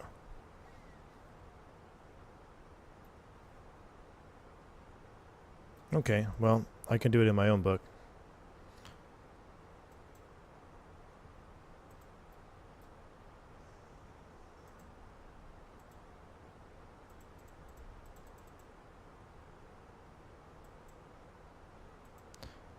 Does this not look like an enter key to you? Is this an enter key or a backspace key? It is an enter key. Okay. There you go. So flaps full, 4,100 feet, factor distance of 47. That's with idle, max manual braking. Oh, now our braking system is off. Hold on. One brake released. And then it does this. I don't know why it does that. What if I do this one? Still does it. That's weird. Huh. Okay. Oh well. Close enough. Alright, it's been a smooth ride. Let's turn the seatbelt sign off. Let's go outside. Let's look at some review questions.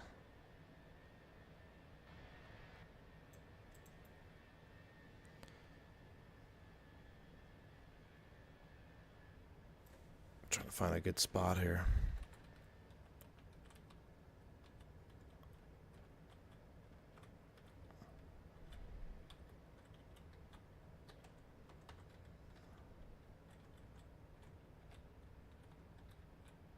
Yes.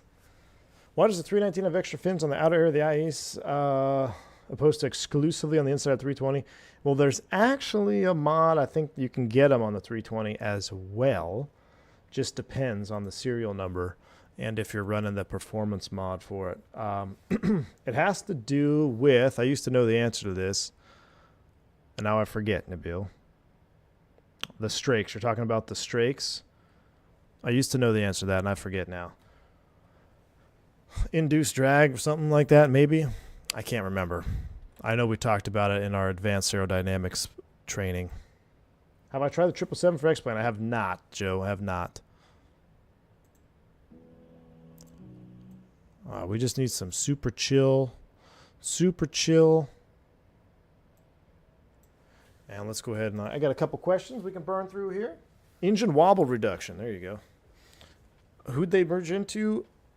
They merged into American. They bought American. They didn't merge anywhere. They bought American.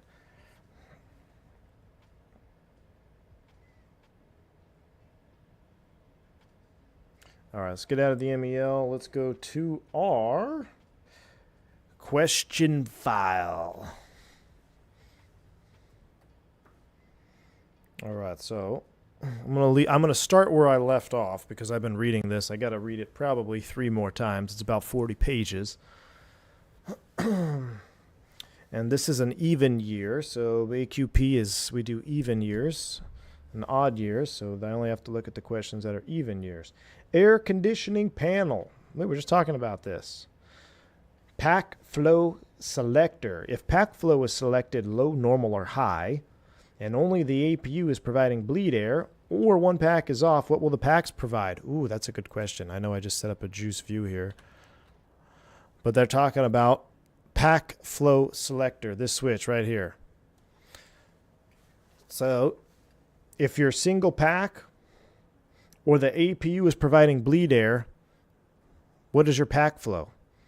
The answer is actually high flow rate.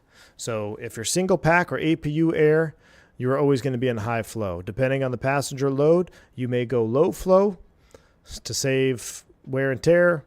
I don't remember how many passengers we have. I think we have 180, so we'll just keep it in norm for this one here. And you'd be able to monitor that valve if you go to the conditioning, pressurization, right? Nope. Bleed, right here. Low, high. Let's just say it's super hot and we can't get the cabin cooled down. We'll go to high flow, and here they go. Pack flow control valves are going into the high position. But that only works that way if you have 2 bleed sources. So you got to have both engines running, basically. If the hot air valve faults, what will happen to the temperature control system? This is more complex. Trim air valves close. Pack 1 controls cockpit temperature to the selected value. Pack 2 controls the cabin to the averages selected by the forward and aft cabin temperature selector knobs. So if the basically you're gonna get pretty cold up front. How are the packs controlled and operated? They are electrically controlled, pneumatically operated. So the actual flow of the wind is pneumatically opening them. Good evening, Payne. Yeah, Bomb Tech, you were wrong, dude. What are some potential causes for a pack fault light? Let's take a look at that. Pack fault light. Here's our lights. Beautiful. Right here. Pack fault 1, pack fault 2. Got to know these. So these are bleed over pressure. I'm sorry, wrong question. Valve position disagrees with the selected position. So maybe the valve stopped working. Compressor outlet overheat or a pack outlet overheat. So really, the packs are pretty easy. It's some type of overheat or the valve is jacked up. So that would be your pack fault light. Some instances for the engine bleed fault light. This is also very important to know. So moving away from the packs, but we're staying on this air conditioning panel here. The bleed fault lights are a little bit more complex. So you can have an overpressure or an overheat. Overheat being one of the more dangerous ones, right? You got a bleed overheat. Wing or engine leak on the related side. This is why we leave flaps in 1+F above 37 degrees Celsius, because if during shutdown you could trigger a bleed leak. So that's another reason for a fault light in one of the engine bleeds. Or a valve disagreement. So you can have a bleed valve not closed during engine start or a bleed valve not closed with the APU bleed on. And to understand why a fault would be with these not closed with the APU bleed on, because you have to understand the logic of the pneumatic system in the Airbus. The APU bleed takes priority. So if the APU bleed is on, the engine bleed valves should be shut, right? Because there's no need for them to be. We have basically dual bleed system. You can overpressure the system and cause damage. This is also why when we talk about a packs off takeoff. Why do we want to do a packs off takeoff? Because we need the performance. How do we get more performance? We reduce the bleed on the engines.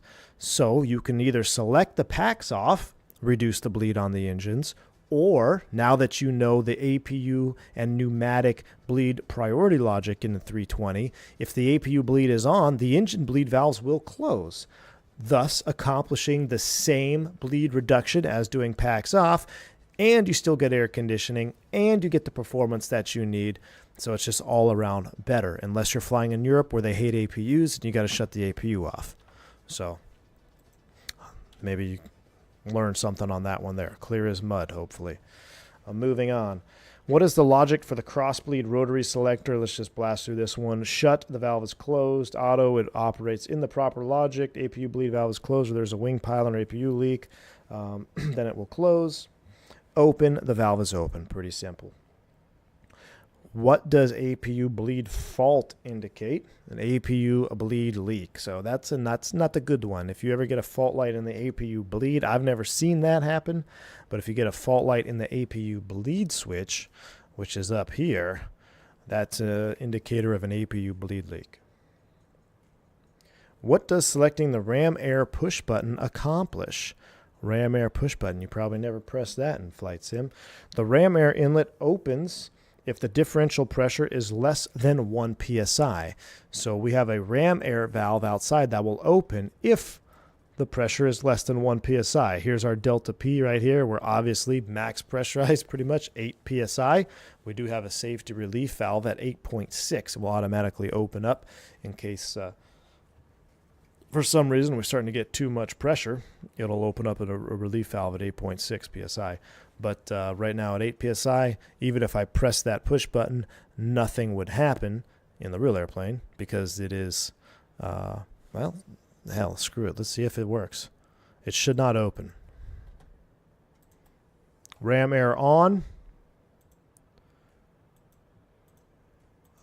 Is there a way to see the ram air? Yeah, right here. But look, it's closed, operating properly because our pressurization is at 8 psi. You can't see it right there because I have that page on. But let's go ahead and close it. Close the guard. ECAM memo goes away. So, beautiful. You guys are warm in the back? What's going on? 75. It's beautiful. You Europeans, you like your cold air. There you go. I'll turn it down a little bit for you. Moving on. What is the ram air push button used for? This is what I was hoping you guys would vote for yesterday, but the time we would use ram air push button is basically during a smoke fume removal in cabin. Maybe you had you smoked a pack. I guess that's bad phrasing in this current context. So let's say a pack goes out on you and it starts fuming. You can get fumes in the cabin from that pack failing, and so you have to remove those fumes from the cabin. So we use the ram air push button. Basically, you start a descent, you get the pressurization down, open the ram air valve, and then you basically are getting ram air into you're basically opening a window, even though it's not a window, but the same concept applies to air it out. Or if you need to ventilate the cabin with a dual pack failure. So you get a dual pack failure, starting to get hot, you need to ventilate the cabin. Same thing, get down below 10,000 feet, less than 1 psi, then you can open it up, ventilate the cabin. This goes back to what Jeremy is asking. So differences, and this is right here in the study guide I'm studying. How is the bleed leak detection different on a CEO versus a NEO aircraft?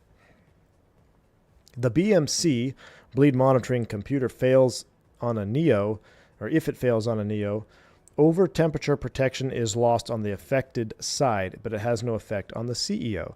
Basically, the CEO is a little bit more robust there, I guess. I don't know why that is. When should you select low pack flow? Depending on the economy configuration, 38, 41, 68. It's just how I remember it. I just know those numbers. So on a 320, if we are below 140-ish, 141, then we would go low. So we're above that today. We have 180 on board this aircraft. So we're going to keep it in normal or high.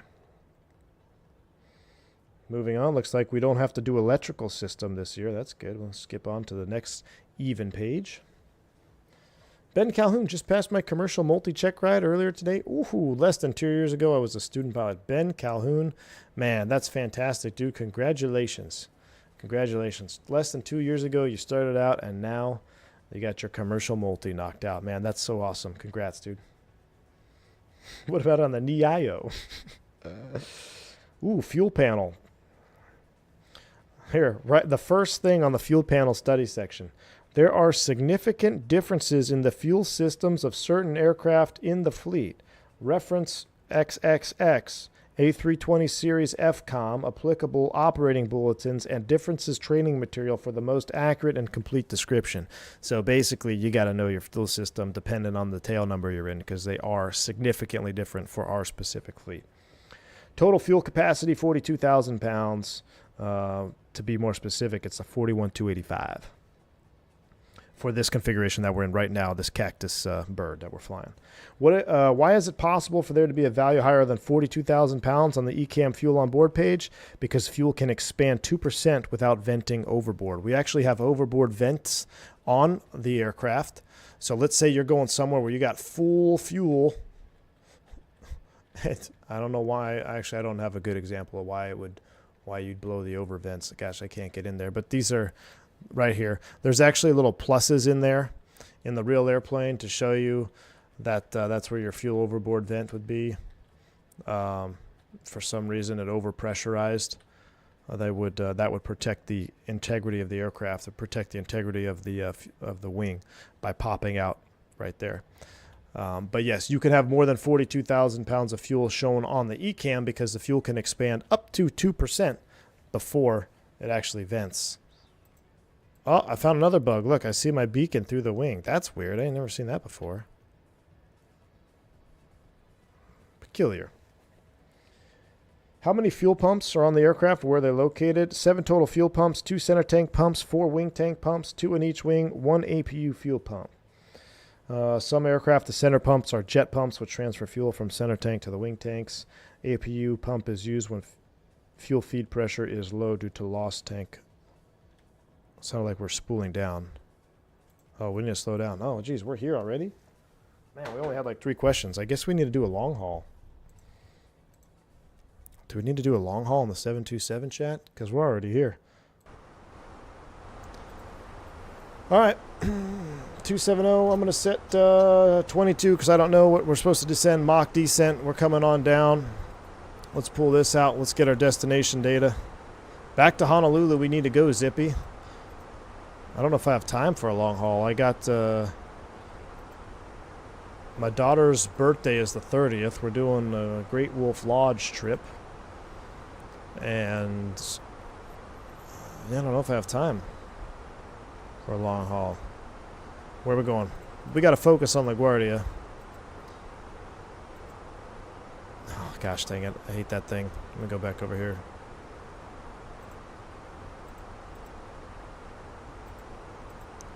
How do I get to my flight? There we go. LaGuardia, weather, arrival, variable at 3, 10 miles, scattered. Alright, 3012.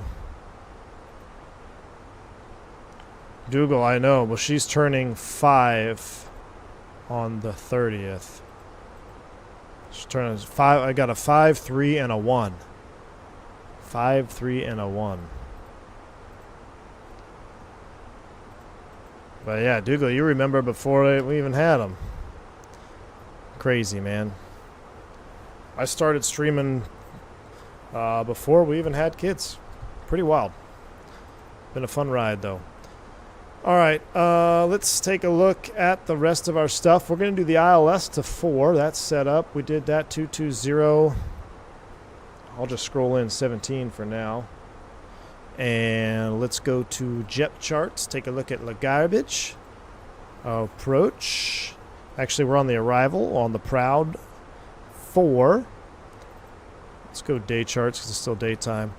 Ridgey 27, descend via. We're going to get Corey at 10,000. 10,000 feet is set for the bottom. And going into LaGuardia, the ILS 4, this note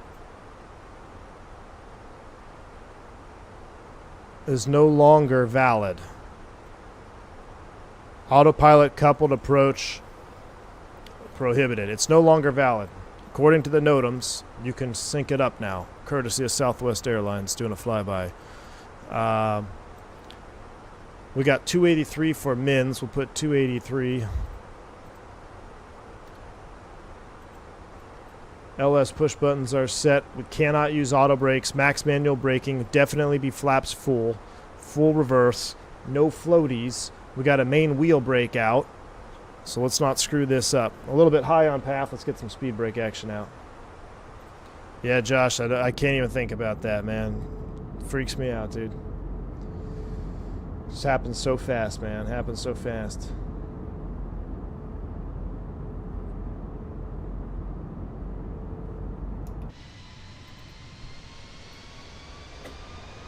Nope. Don't spool up. Alright, we're on the path. 250 is set. We'll get our seatbelt sign back on. Ding! They're now free to move about the cabin, or no longer free to move about the cabin. Finish our snacks. Check the NOTAMs. Put our tray table away. And let's go to LaGuardia. Now, I'm actually very interested to see how this looks. Should I fast forward the time a tad? So we get extra juice? This will be our first time going to LaGuardia with a new rig. I wonder if we should fast forward the time a bit to get some extra juice. What do you guys think? It might, you know what, Zippy? It might have been the reflection on top of the wing. You're absolutely right. You're absolutely right, it is. How dare me to think that there's a bug that's actually reflecting off the top of the wing. Goodness.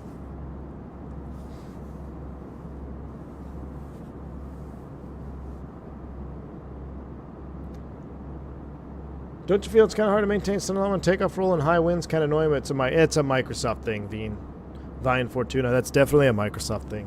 The lack of inertia in the sim as a whole makes it feel like you're kind of sliding on ice or on a roller skate rink.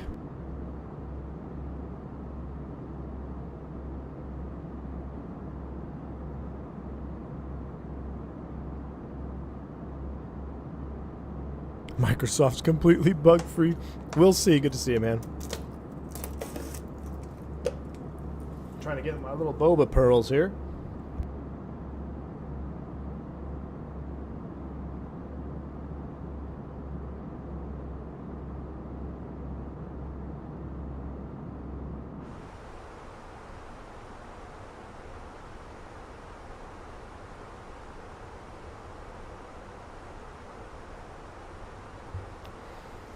What's better, the fly-by-wire 320 or the Any-Bill's Aviation Blaze? The fly-by-wire is more complete from what I've been told. Now, I say this, I have not even loaded in the regular Any-Bill's 320's Neo yet. I really want to. I just have completely forgot. Maybe I'll do that later after this stream, just to take a look at it. We'll take it up for a spin.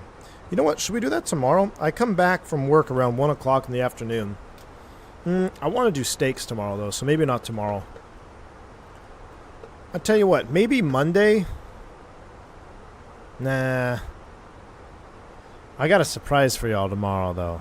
Yeah, we can't. I forgot about something. I've got a surprise. How could I forget? I have a surprise for all of you.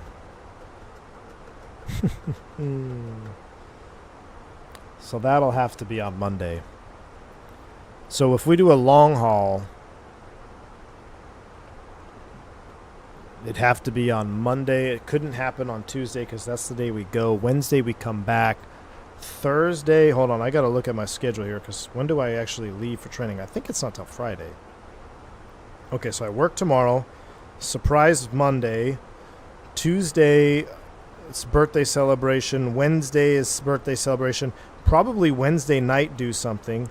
Thursday we can do something. Friday I am headed to the training facility. So, very interesting. A cooking stream, that would be fun.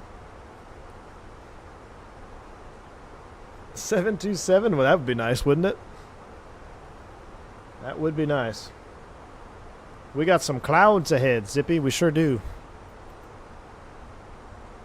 It's that weather. How's the Phoenix after the update? Paul, it's awesome. It's always awesome, man. They reworked some of the sounds, like the fuel pump sounds over the wings when you're taxiing. And they also reworked the CFM sounds. They added textures or details to the wing and flaps. We kind of breezed through the changelog before, or on yesterday's stream. But it really felt like a refining patch, which, here's a point I want to make. In Microsoft Flight Simulator, I have noticed this, and tell me I'm not the only one that's noticed this. So, the sim changes so much between sim updates that when an airplane comes out, it could be awesome.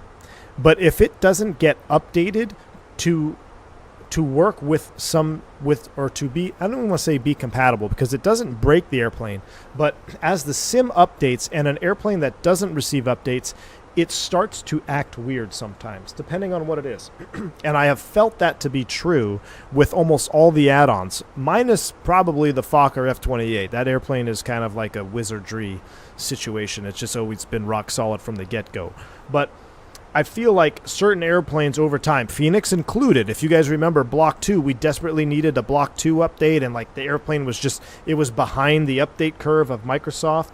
So they change how the wind reacts within the sim. Airplanes need updates in Microsoft to stay working like flawlessly. And I really feel like this patch was kind of like a quality of life, maybe, perhaps, lay the groundwork for the 1921.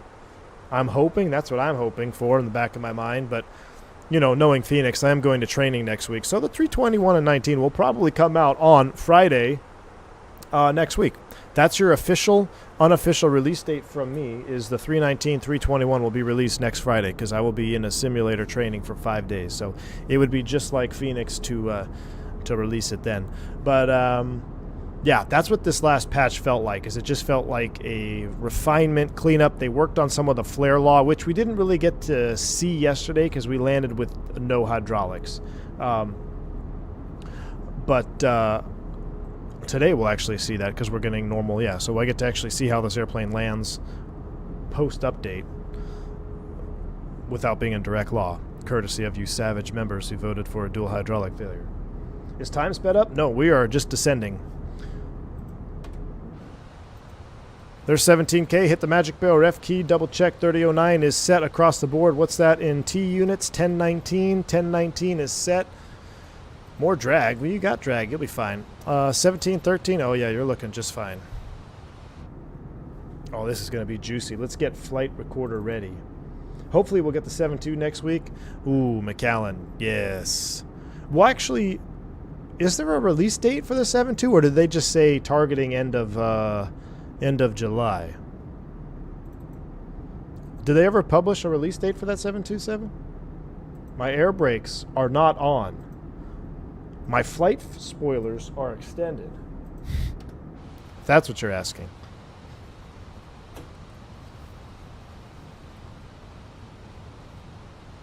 They've only said end of July.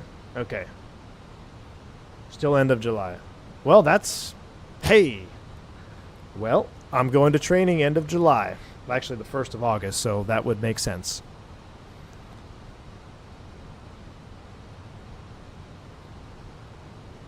You got G's? I did not install G's yet. Kyle, let me just make sure. Did I? No, I did not install G's yet. Dang it. I'll put that on a note. I'll do that after this stream.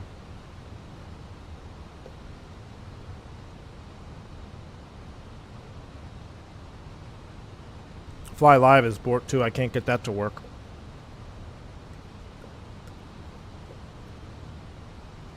Yeah, Paul, 380 would be nice. From what I heard, though, the 380, it seemed like it was far from release still. From what I heard from guys at that flew it at the expo. Cactus 357 for juice purposes. Descended, maintain 5,000. Maintain 250 knots. 250 knots, 5,000 feet, Cactus 357. Chinese speed brakes are on, wing lights are on. Here we go. Outside air temp, plus 14. Don't need to worry about the engine and ice as we're about to cloud surf into LaGuardia.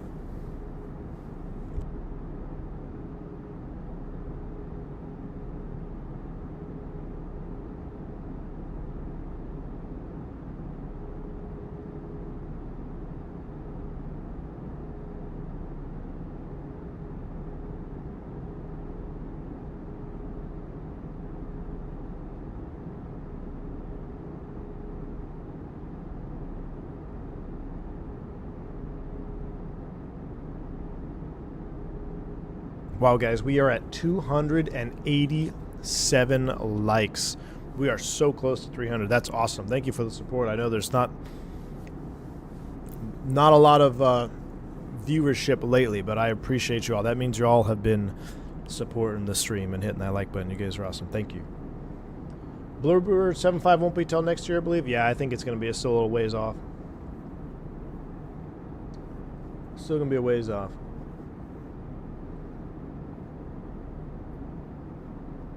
And just like that, we're over 300. You guys are awesome. Thank you.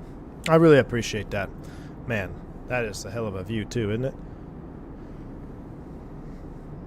Thank you for the support, guys. You guys are awesome. V1 Nation, best nation. Look at that bird. I gotta get... Do you guys remember, what was it called? The plugin or the tool that gets rid of this little thingy up here, the little arrow, when you move your mouse? What's that called? Somebody told me what it was when Microsoft first came out, and I installed it, and I forgot all about it. Payne, you were number 320. We got to 320 likes on a 320 stream with 220 viewers. You guys are awesome. Thank you for logging into that alternate burner account and hitting the like button. Handlebar remover. Thank you, Scott. I'll put that to my note as well.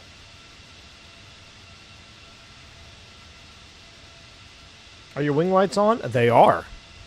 We are below 10,000 feet. Our wing lights are on. Well, we're at 10.5, but close enough. Handlebar remover.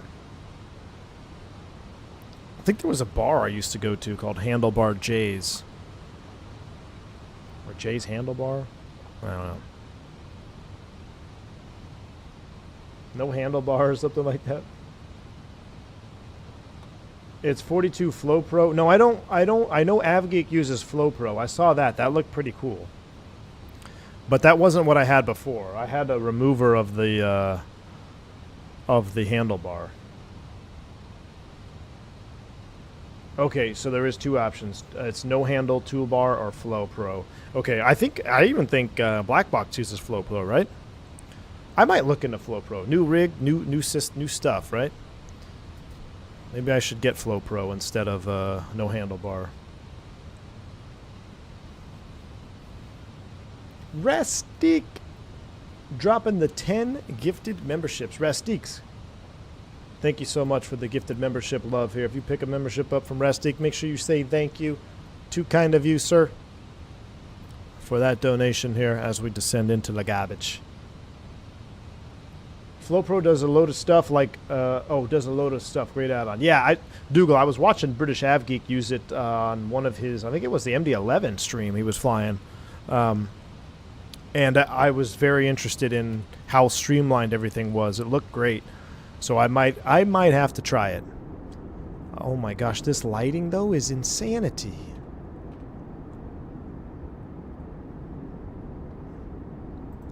This, do you guys see this?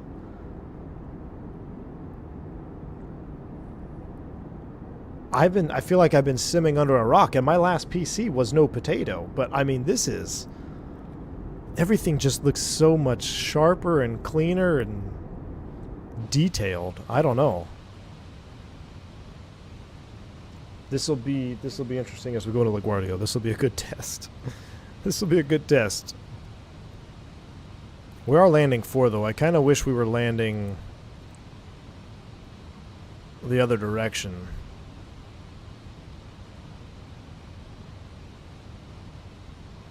So we could fly over the city.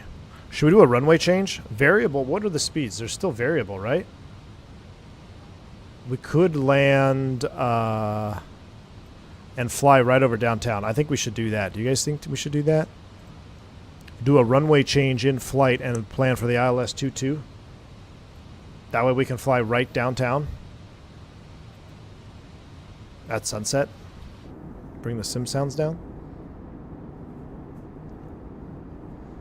Rastik, so thanks for all the fun and teaching us a lot. Hey, thank you, Rastik. I appreciate you, man. You know what JSX stands for? God save X-Plane. Tom, it's going to drive me to buy X-Plane 12 again. It's going to drive me to buy X-Plane 12 again. Yes, I will record the approach, Jablino. We'll record it. I got that installed.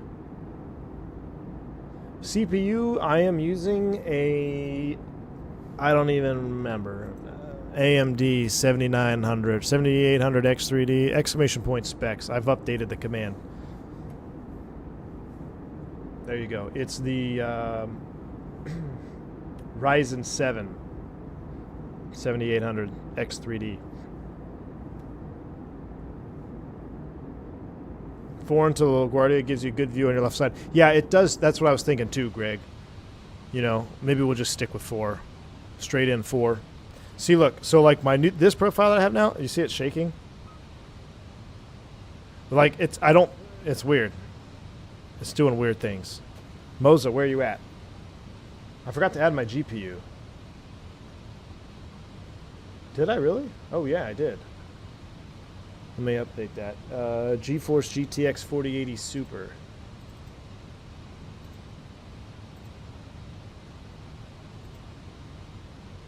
If I have, maybe I cut it off because I ran out of space. CPU, I'll do it before the CPU cooler. GPU is oh,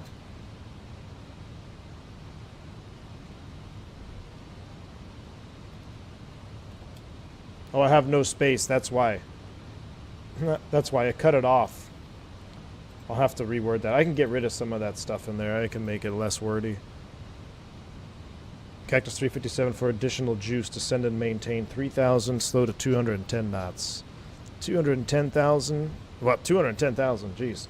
3,000 feet, 210 knots. There we go. How much VRAM? 60. VRAM. Let me tell you. I don't. VRAM is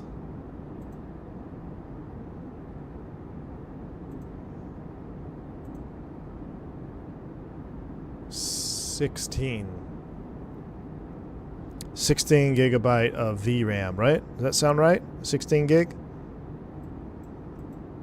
And then 64 regular RAM. Yeah.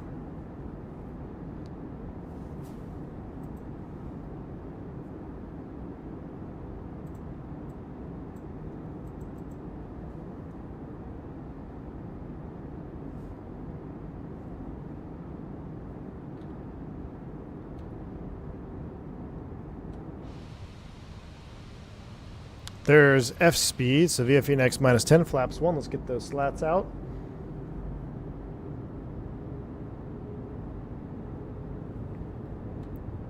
Dude, the engine sounds are so good on this. The sound, the Phoenix sound set is remarkable. Remarkably realistic. Like, I literally, if I were to close my eyes, I would honestly feel like I'm on a 320 right now. Yeah, Zippy, I think LaGuardia just loaded in. It was either that or I was trying to pull up a monitor program and it freaked out. Let's hustle down to 3.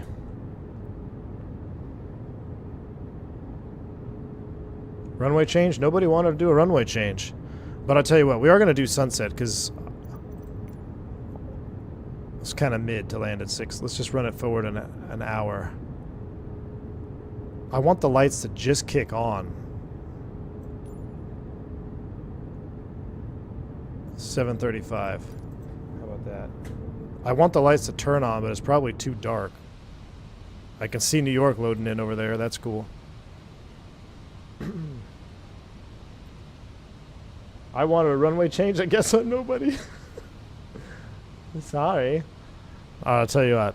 Cactus 357 after Apple, fly direct to Verrazano. And we're turning the airport around. You can expect the ILS 22. Matter of fact, Cactus 357, disregard my last fly heading 040, maintain 3000. Expect vectors ILS 22. Roger, Cactus 357. So here we go. We're going to do it runway change, ILS 22. We'll clean up the box. We'll do no star, approach via, no via, insert. Boom, our flight plan is set up. We're going to have a new minimum now. Let's go to our approaches for... Why can't I close that? Get rid of you. Approaches. Copter. No, ILS 22. 224 and 212 is the ILS min. So min, next phase. 212, we're selected speed. We can just go ahead and activate confirm right now. 139 on the V app. I need to get the New York City Bridges mod. I had that before. You could see now it looks poopy. I don't have my Bridges mod. I'm going to need that.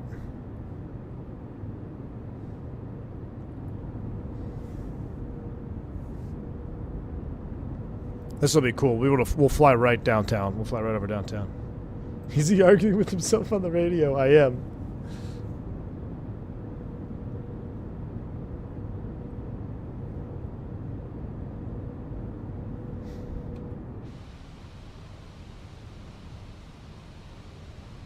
Cactus 357, turn left, fly heading 020.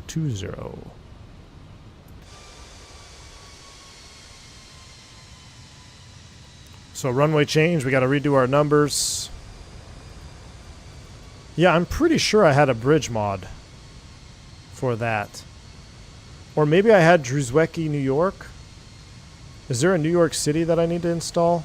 Maybe I need to do that in the content manager as well. Either way, this will be a cool view coming up here off the right-hand side.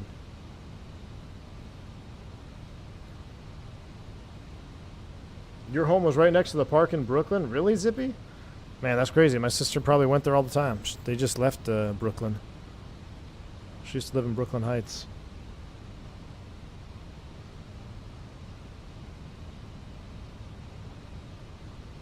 There's the Brooklyn Bridge. That seems to be a proper bridge.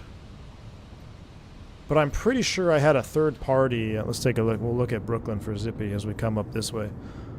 I'm pretty sure I had a third party in New York something. If you do a flight to San Diego, just the time to have the sun in your face when you're landing. Yeah, that's always fun.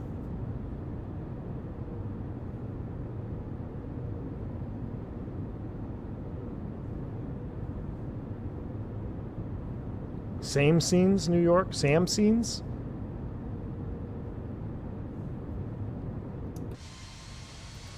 Yeah, Sam. Yeah, I need to get that. Yeah, because this is just regular, what's it called? Plebometry or something. That's your park down there, Zippy? Nice.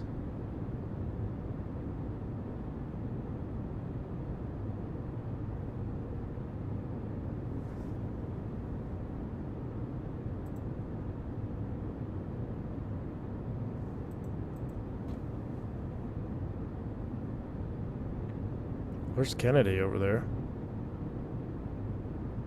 Maybe I should have uninstalled Kennedy.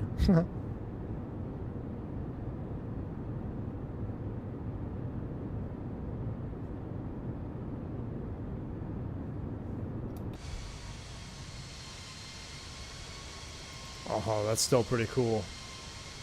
Look at the shadow of the buildings on the other side of the river. Yeah, I need to get to Sam Scenes, New York again. Yeah, there's zero wind. A-Rod is 0. It's variable at 3 knots. There was Lady Liberty back there. Did you guys see the Olympic opening ceremony? Kind of weird with the holes in the Statue of Liberty. Thanks, France.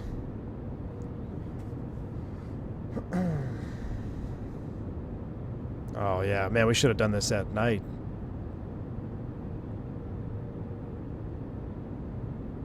Are we flying through a cloud or something? It looks like a little bit of haze. Bomb tech, I did, unfortunately. RK Bridge, I'll look at those too, Daniel. Or Dinkle. Move it closer to dusk.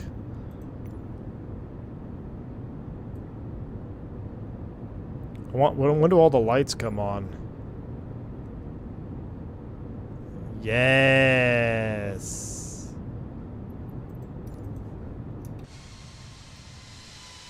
Oh, now we're really cooking.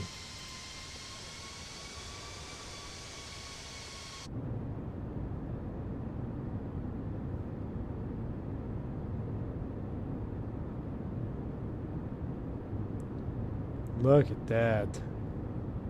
That's New York City air qualities, the haze. Alright, but I don't want to land at night, though. Or do we? No, I want to see. I need to see. We don't want to do night. Nighttime looks good. We're probably crushing the RAM. Doing this in and out loading. Like 743. Because it's... Yeah. Close enough. Alright, descend and maintain 2,000. Down to 2. Thrust idle. Open descent.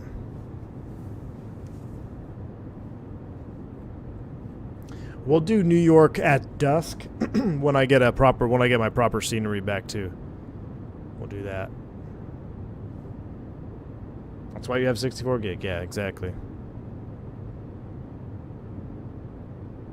Yeah, and streaming. Matter of fact, probably going to get a stutter here when I do this. Hold on, I got to check something. It's going to stutter for a minute because I'm loading some things here. Oh yeah, that spiked the GPU hard when I did that. Yeah, CPU right now is cooking. 59, 63. Yeah, it's running high 60s. Close that out. Chris, thank you for the $5 super chat, man. With being a pilot, do you recommend compression socks? If so, what brand? Chris, I recommend... Well, I mean, I wear boots. So I wear boot socks, which are basically like compression socks. Thanks for the $5 super chat, man. Appreciate you. 63C. What did I do? What do you mean 63C? It's 28C.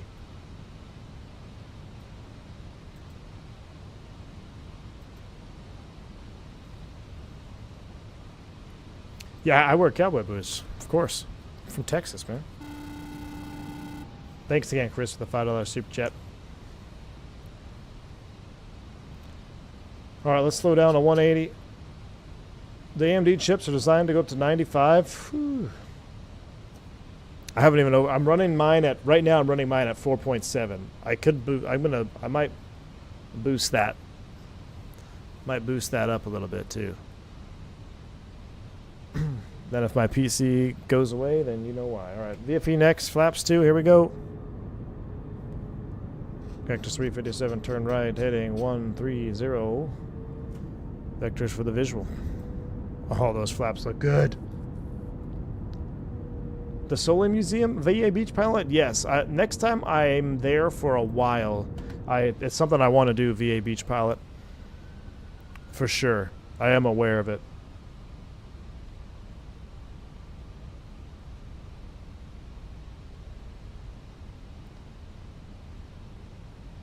You need to undervolt and enable PBO. I don't even know what that means, but it sounds scary.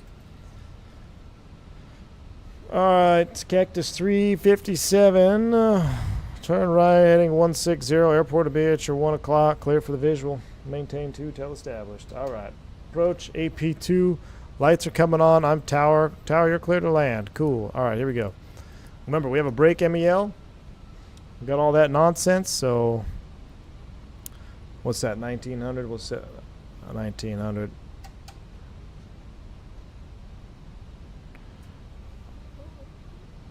Cheat our way in here. Oh, look at that. Oh, that looks so good.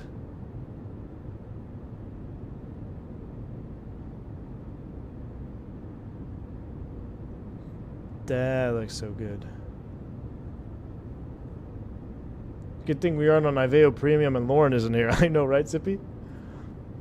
Tell me about it. Be all sorts of messed up. All right, Loke Star. Coming into the MK, I'm starting to get a little bit of stutter. I think it's probably because I've been jacking around with some stuff. That's all right. It's a good stress test. You know, for variable at 3, I don't know why the winds are right up our tailpipe. We cannot use auto brakes. I'm going to take control of the auto thrust here in just a moment.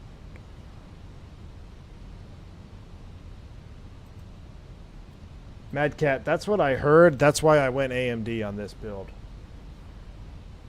Jury's still out, though, if I went the right direction with the 7800. But here we go. All right. Gear down. Autopilot's coming off. Recording is on. Cat 1. Uh-oh. I think I got to tighten up my base. There we go. VFE next, my stand in flaps 3.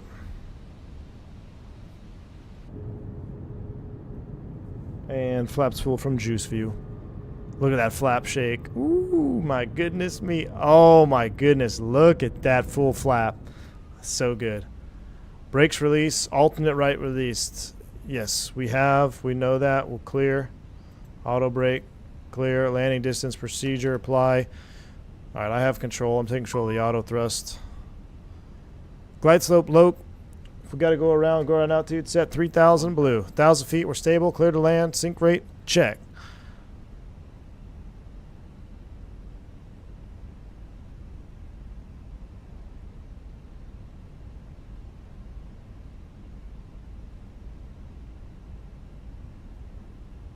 Oh, spoilers armed.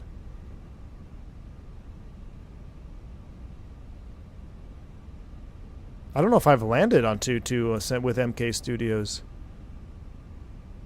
500. 5-knot tailwind. Beautiful. Gotta love that with a brake MEL. I think that's actually a limitation. 100 above.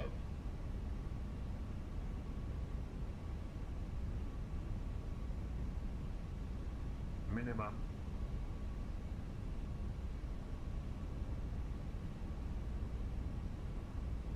$100. 50, 40, 30, 20. Retard. Come on.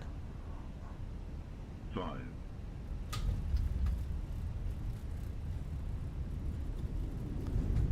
Almost had it.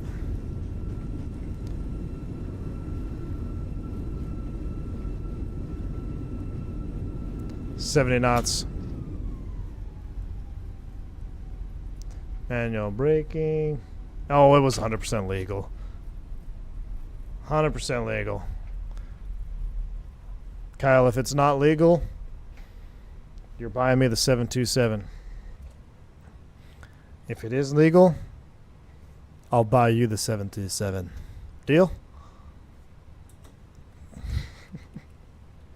No, it wasn't. It was almost perfect. But we actually, I wonder if that downslope ran away from us there. It's all right. I got destabilized. Whoa!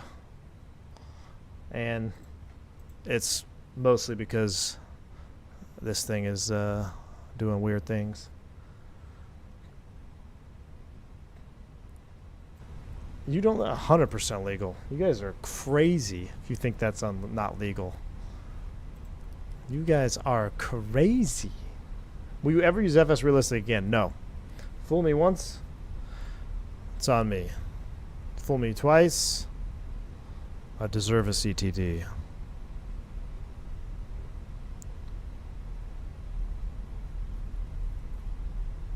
Nah, Kyle. I don't know. You want to up the ante, Kyle? You want to up the wager? It sounds so quiet without any ATC. I'm gonna leave the lights on because we're gonna just go into replay mode so we can prove Kyle Ferris wrong here. We're gonna go park under this bridge because I love this bridge.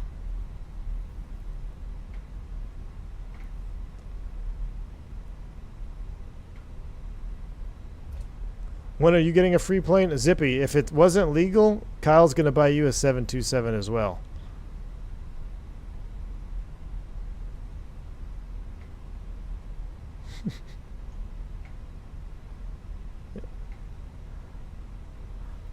Can we clear? This is not a proper line. Look at this. That is tight fit. Can we clear this?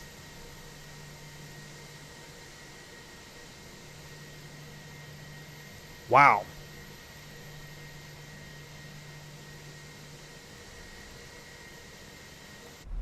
There's probably a wingspan limitation over here. This is for like all the little RJs. We should probably be on this line. You get a 727? You get a 727?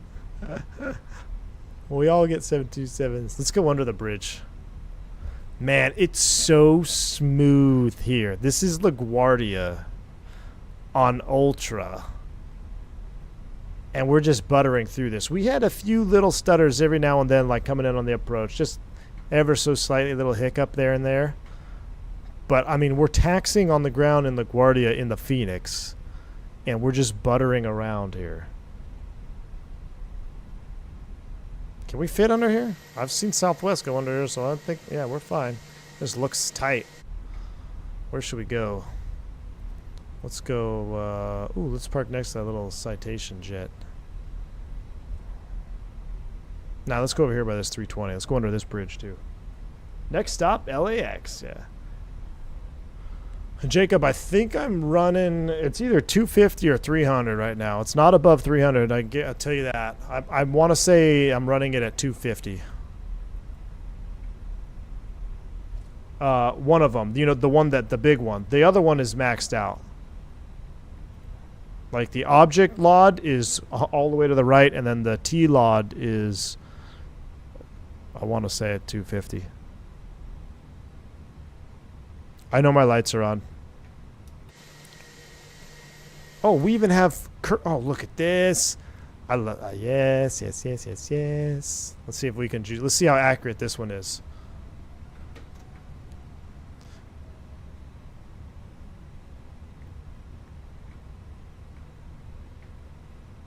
A little more to the left. I wish you could see my tiller cam. I got to get that fixed. 12, 9, 7, 6, 5, 4, 3, 2. Oh, come on. I was so close. Survey says Oh, I'm too good for the machine. Look at this. It's like, hey, I have to tell you to stop early because other pilots continue to roll forward. But we were so perfect that we actually stopped short. Hold on. There we go. Ah! Now we're past the line. Oh, well. There we go. That was fun. All right, let's see the replay because I'm about to, Kyle Ferris is about to buy y'all 727s, all right? So let's send it right into replay mode. Everything's on, lights are on, engines are on. Park brake is on, park brake is off, flaps are coming in. Watch this flap extension. It almost, so I feel like there's more detail in flaps full. Did they do something under the wing, or is it just maybe it was just this camera view I have? Kyle Ferris still thinks he's right. Hey, this is your last chance to back out, dude. You're gonna owe me a 727. You're gonna owe Zippy Zapple a 727, and you're gonna owe a $50 super chat. But if you're wrong, or no, hold on. If I'm wrong, I'll buy you a 727. Then I'll buy Zippy a 727. So either way, Zippy's getting a 7.2 out of this. It's the IAE flaps full. Yeah, look. Look at this. This is different, right? Look how awesome that looks. Are you serious? Flight jack's not leaving. Get out of here. Y'all are crazy. Y'all are crazy.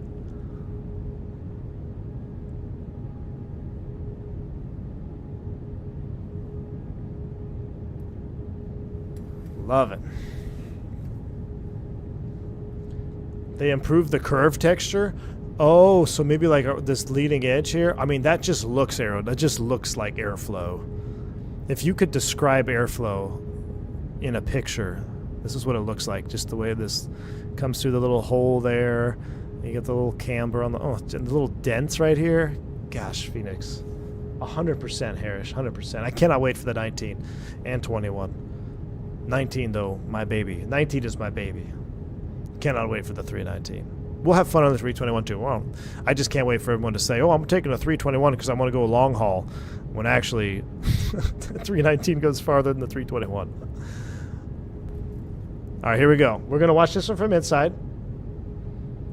Watching this one from inside. I know I missed it. It was almost perfect. I missed it. A little bit of a float. Now the runway's sinking away from us.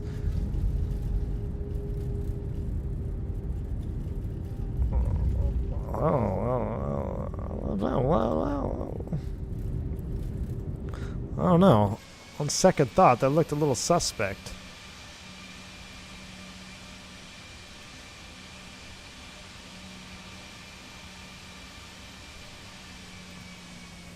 Oh yeah, we're legal.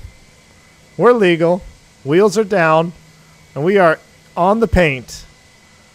And the whole half of the airplane's on the paint. That's legal. You see these lights? We're legal. Barely. We're legal.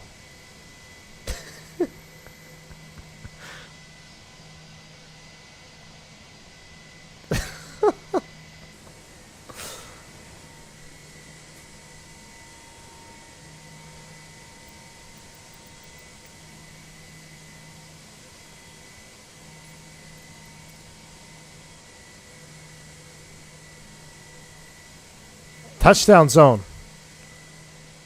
Touchdown zone. Touchdown zone. It's missing a runway. It's missing stripes. See? Touchdown zone. Touchdown zone.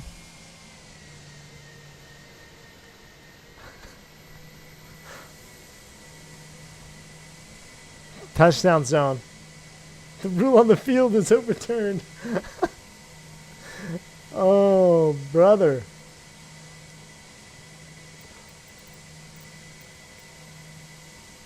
It's legal if it were a night landing. It's legal if it were a night landing. Hold on. We're already on the ground though. We gotta wind it back. Hold on. Hold on.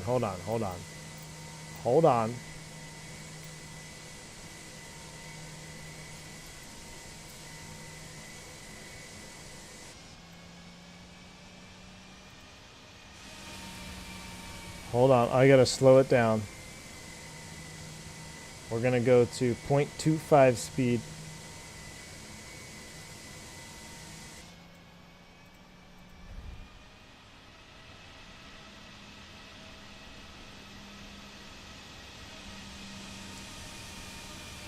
Oh, hold on. Hold on. Well, I saw smoke, but I was way too late on the pause on that one. I got to move the camera.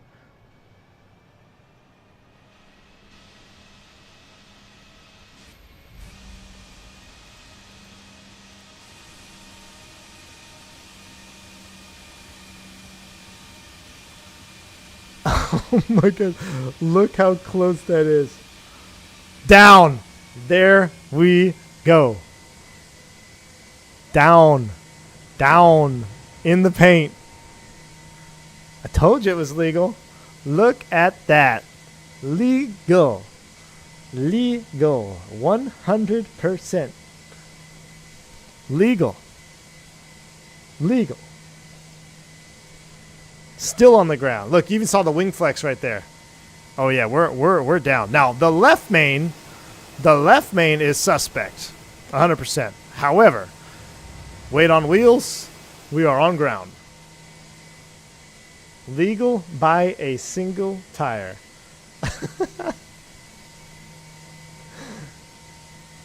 By a single. When did my left main touch down? That left main, that little there we go. It hit down right there. Look at the detail on this. Hold on. Let's watch this come back. Let's go back. So it was almost a great landing.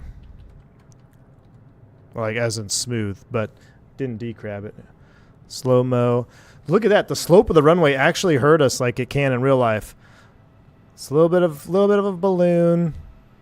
And then now you're in trouble. If you balloon or don't sink and then the runway is running away from you, then you really just got to set it down.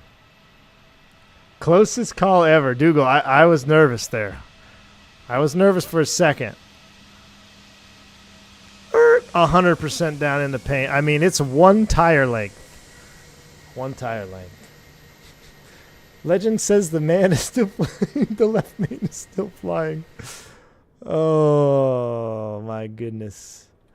All right. That's it. Almost lost a bet there. Almost lost a bet. I'll let you guys enjoy a full-length replay. The ruling on the field stands. Gustavo, no wonder Nightbot timed you out. The ruling on the field stands, my friend. All right, chat. I don't have any replay songs yet, so we gotta use this one. Maybe we should use this one for the replay song. What do you guys think? Should I bring back Sail? Sail's pretty goated, I think. Whew. Alright, I can breathe now. I don't have to buy 3727s. Kyle Ferris, appreciate you. We'll change your Discord name here in a minute. You guys are awesome. Thank you for the support. The support today has been absolutely fantastic. The gifted memberships, the super chats, you guys hitting the like button. Just hitting the like button means so much. So I really appreciate you guys doing that. I know we'll get back to normal streaming content here soon. Please, please, please have your notifications on, though, because surprise coming for you on Monday. It's going to be fun. So, 1,000 feet stable, clear to land. Kyle Ferris, Zippy is 727. You guys have a wonderful rest of your night. I will talk to you on Monday. Maybe tomorrow night. Depends how sprightly I am. See you!